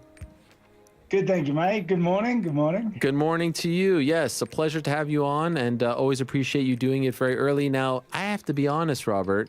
I had reached out to you last week. You weren't really feeling well, so we postponed it. All good, but I couldn't have scripted anything better than this because you were supposed to come on last week before anything. Then last night, I don't know if you did this to help me out and our views and whatnot, but you put out that tweet about Skinny Rob, and everyone's hitting me up. Is Rob making an announcement? What is he coming on to talk about? It's like, I didn't plan this. I asked him to come on last week. I didn't plan, but I appreciate it. So thank you for doing that. I really do appreciate you helping up the profile of this interview. Mate, it had unexpected attention and unintentional attention because it just got out of control. Like, I consider like Camp Rob, so Rob that's in camp, Rob that's not happily eating his way to sleep every night, as Skinny Rob. Yes. That's why in a lot of my posts previously I've said things like, okay, Skinny Rob's on the shelf now for a while, et cetera, et cetera. But everyone was just like, he's going back to 170. Look at how skinny he is already. So I predicted this. Someone asked me earlier, what do you think of Rob and his announcement of going to 170? And I said, guys, my interpretation of that post is he might have a fight coming up. So he was just on vacation. He took some time off, meaning he's going to have to diet down a little bit. He's going back to 85, maybe sooner than we expected. Why in the world would he go to 170? He is incredible at 85. He just fought for the belt. Other than is he undefeated at 85? So can you confirm right now that you were referring to 85 and not 70? Yeah, I'm 100% was referring to 85. Okay. Because people, what I think the biggest thing is people don't realize how heavy I walk around. So I walk around 215, 220. Like, wow. That's just my living weight. 215, 220. You going, and were you doing that at 170 as well? Nah, it wasn't like that at 170. So, but I was also much younger. This was almost like 10 years ago. Okay, yeah, that is true. Okay, so why did you tweet that? Because there might be something in the works. A name picked out. You might have a location picked out, and wow, I'm turning it around sooner than I normally do. I'm just jumping straight back in there. So, was that part of the plan? It wasn't part of the plan, but I was offered an opportunity and presented with it. And honestly, I don't have any injuries from last fight. There's a lot of things. It just the date suits up. There's a lot of things that I have planned for after the date, and I wanted to get 3 fights in this year. So hitting a potential fight in June is it's a good date for me. Now, when you say soon, how soon are we talking? We're talking June here. We're talking that maybe. Yeah, June. Okay. June. Okay. So what is that? That sounds like soon. I'm not confirming June, but sure. No, that was me. Like I said, and I'm the one saying this. Maybe like in a place like Singapore, perhaps. I don't know. I'd have to go have a look at the cards and see what's floating around there. But I'm not against fighting so close to home. You know what I mean? Yeah, that's a shorter flight for you, right? Definitely, and that's that may have played into a factor if it was presented to me as to why I'm doing it. You know, I think it's only a 6-hour flight. Oh my gosh. What a pleasure, as opposed to going all the way to Las Vegas or Houston or whatever. Now, I had seen in some other interviews that you had done post Izzy fight that it seemed like you were interested in Marvin Vettori as your next opponent. Is that an accurate statement?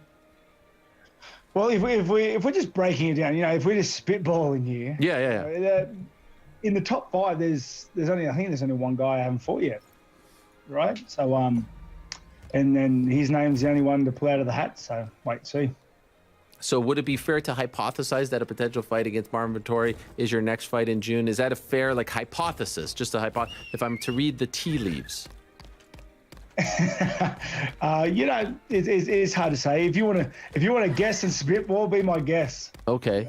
You know, but you can't confirm my guesses. I can't confirm nor deny. How close to official is this? Like, is this a done deal?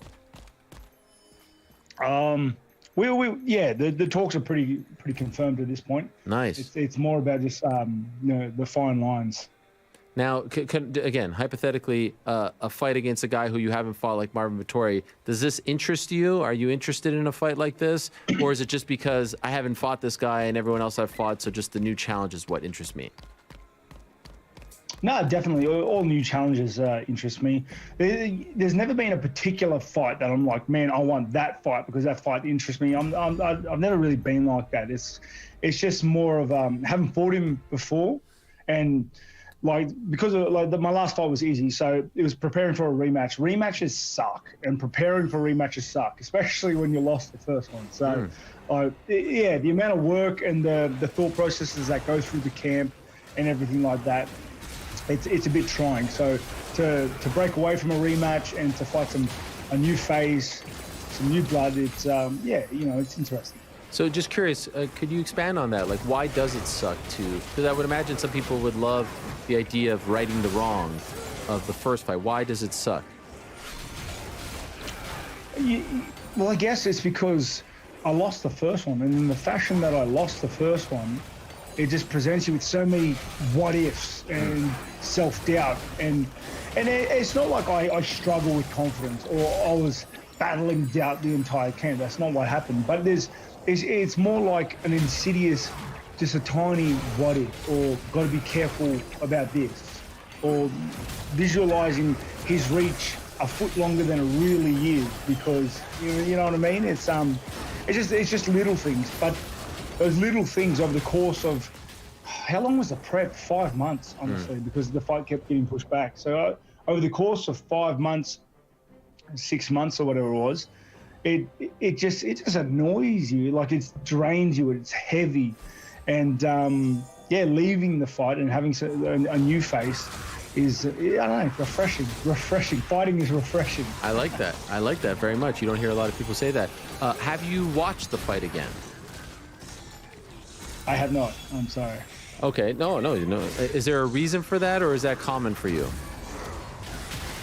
I just have no time, you know. Right. You lived it. Busy man, things to do, places to be. Yes. Based on your memory, it feels to me, correct me if I'm wrong, like the way you've handled this, even though it was a title fight and a rivalry, whatever. You've handled this fight and the result of the fight very, very well. Like, you're not shying away from it. You're doing media. You're talking about it. You're not disappearing from social media. People deal with these, potentially career-altering losses in different ways. But it seems like you're at peace with the result. You're at peace with the fight. In fact, I've read that you say you're actually you left the fight feeling excited and looking forward to the future because you feel like you've grown so much. How is that possible?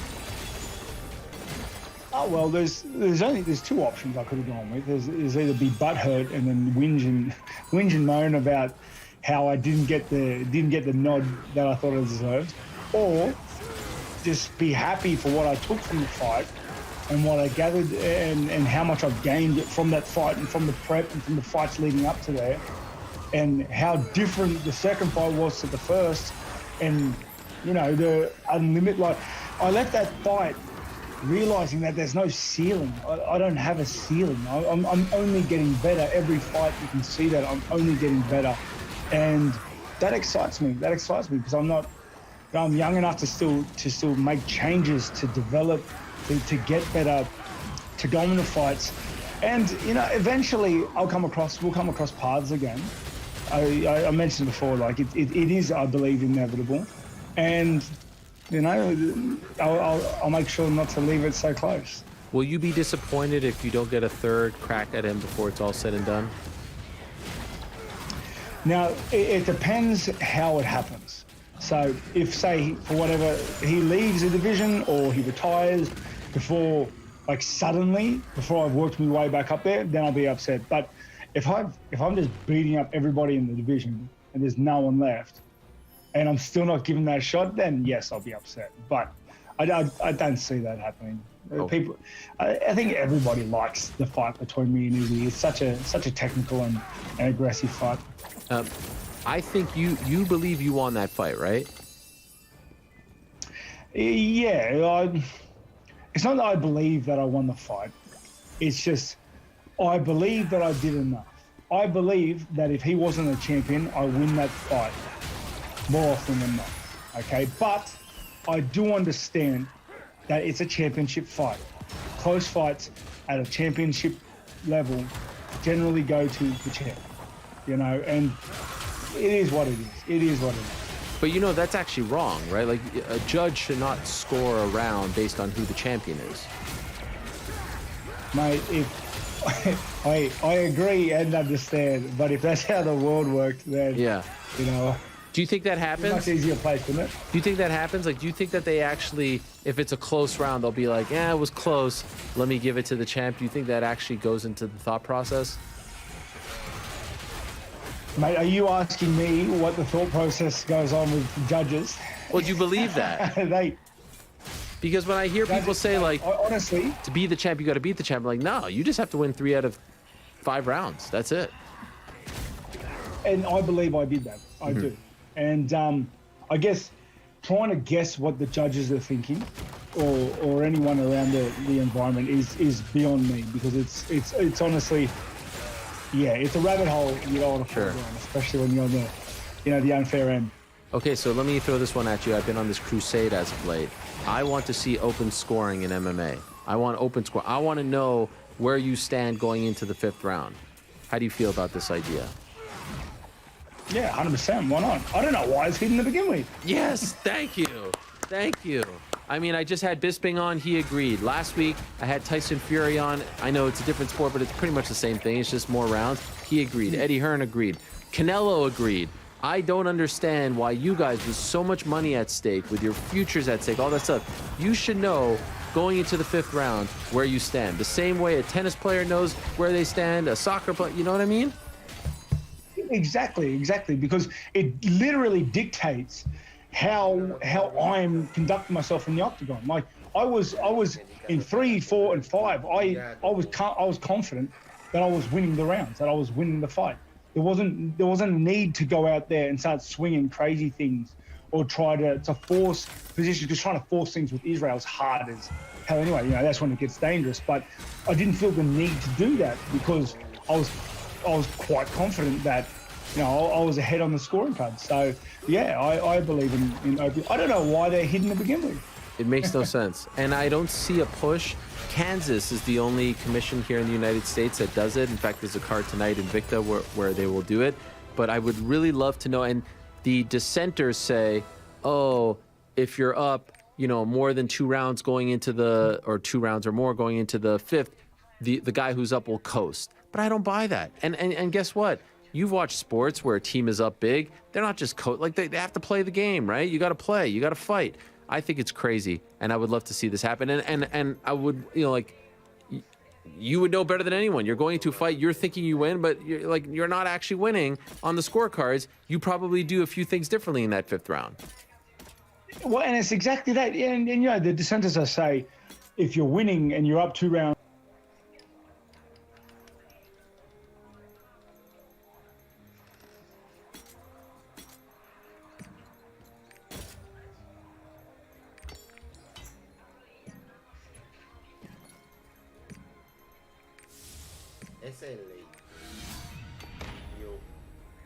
sadly.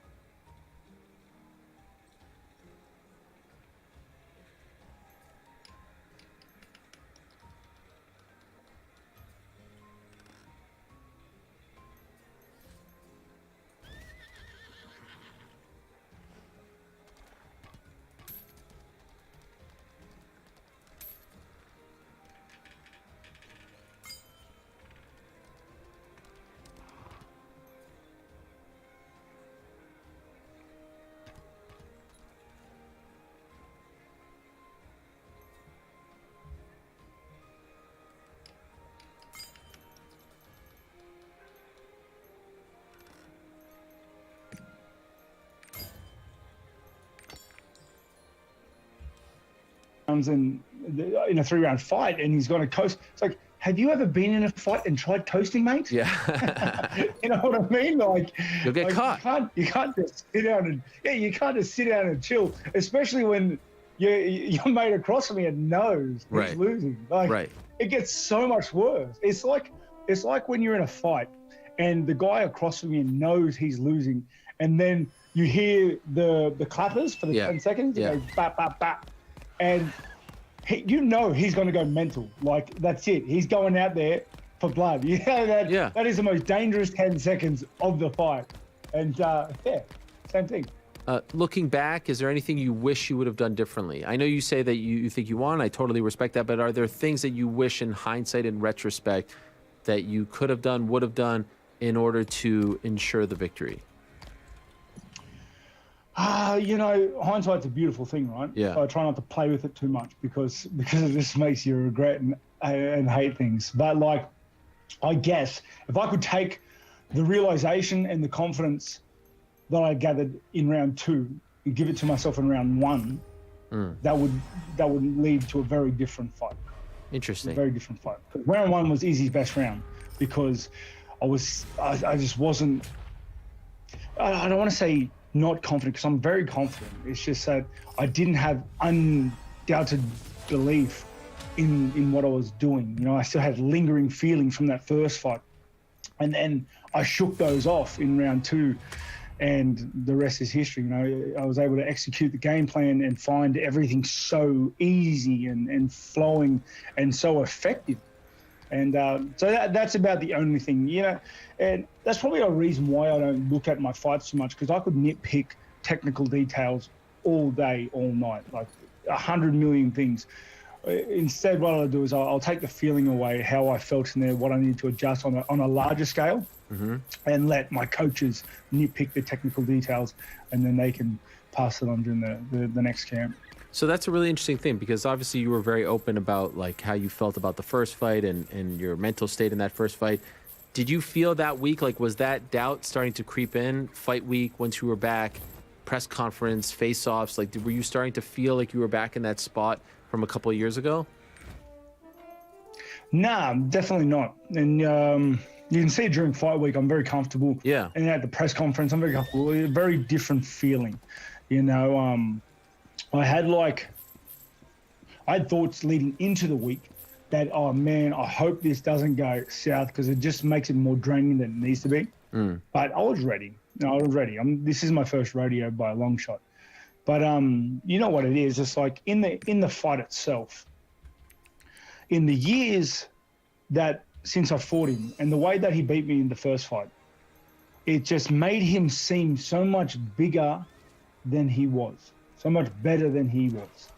Like, in my own head, that is. You know, now, don't capture this. Bob thinks Izzy's not good. No, he's a great fighter, phenomenal fighter. And that was a tough, tooth-and-nails fight. You could see how serious he was taking it.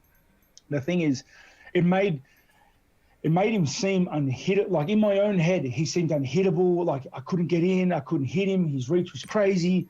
But in reality, it was nothing like that. I was landing my hands on him every time we exchanged. You know, it's I wasn't getting touched in the trades too much. Yeah, it was reality. Was very different. You know, the mind's a funny thing. Do you think he respects you now as a fighter?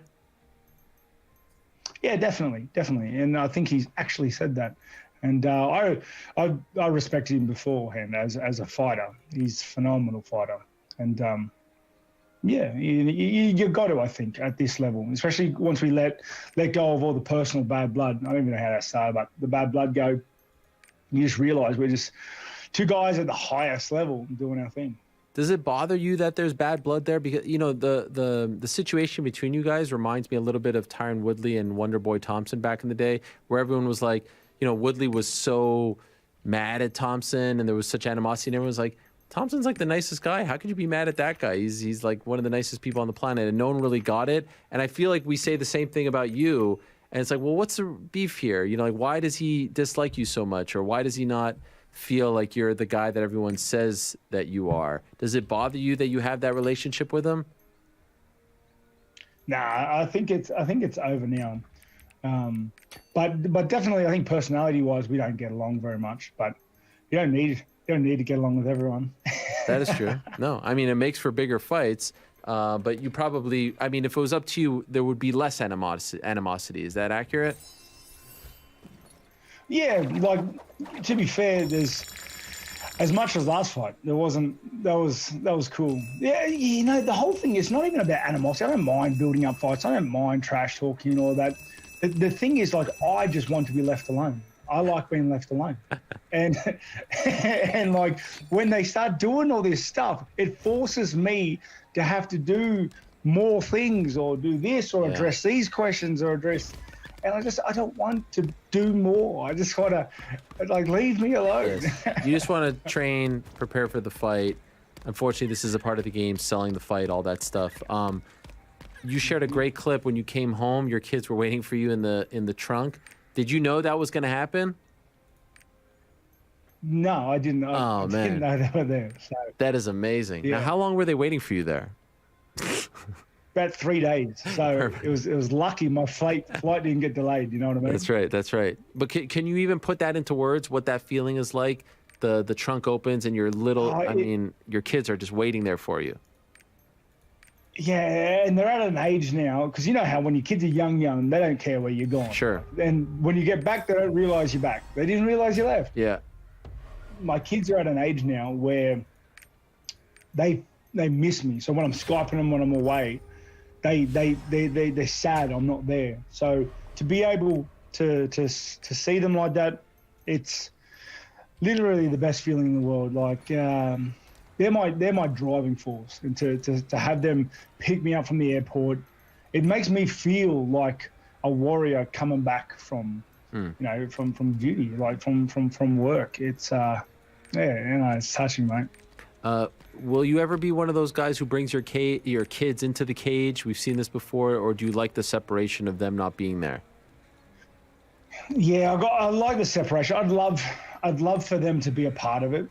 But the problem is I can't allow too many distractions in there, because I can't take away the focus from. I've thought about taking my kids overseas for the next fight, or so just so they're a part of it, so I'm not away for the whole time. Right. So my wife can be a part of it again. But it's just too much. It's too much. I can't be thinking about my family when, you know, I'm about to go fight someone to the death. Right. It's hard. It's hard to keep the two lives separate. Your oldest is how old? 7. 7. So no, 6. 6 turning 7. Okay, so still young, but like they sort of are starting to understand what you do, right? Yeah, and like my 2 boys, they're always like, "Daddy, you're so strong." Yeah, so strong. That is amazing. You're actually looking very thin right now. How much do you weigh right now, if you don't mind me asking? Mate, I'm only about 205. Wow.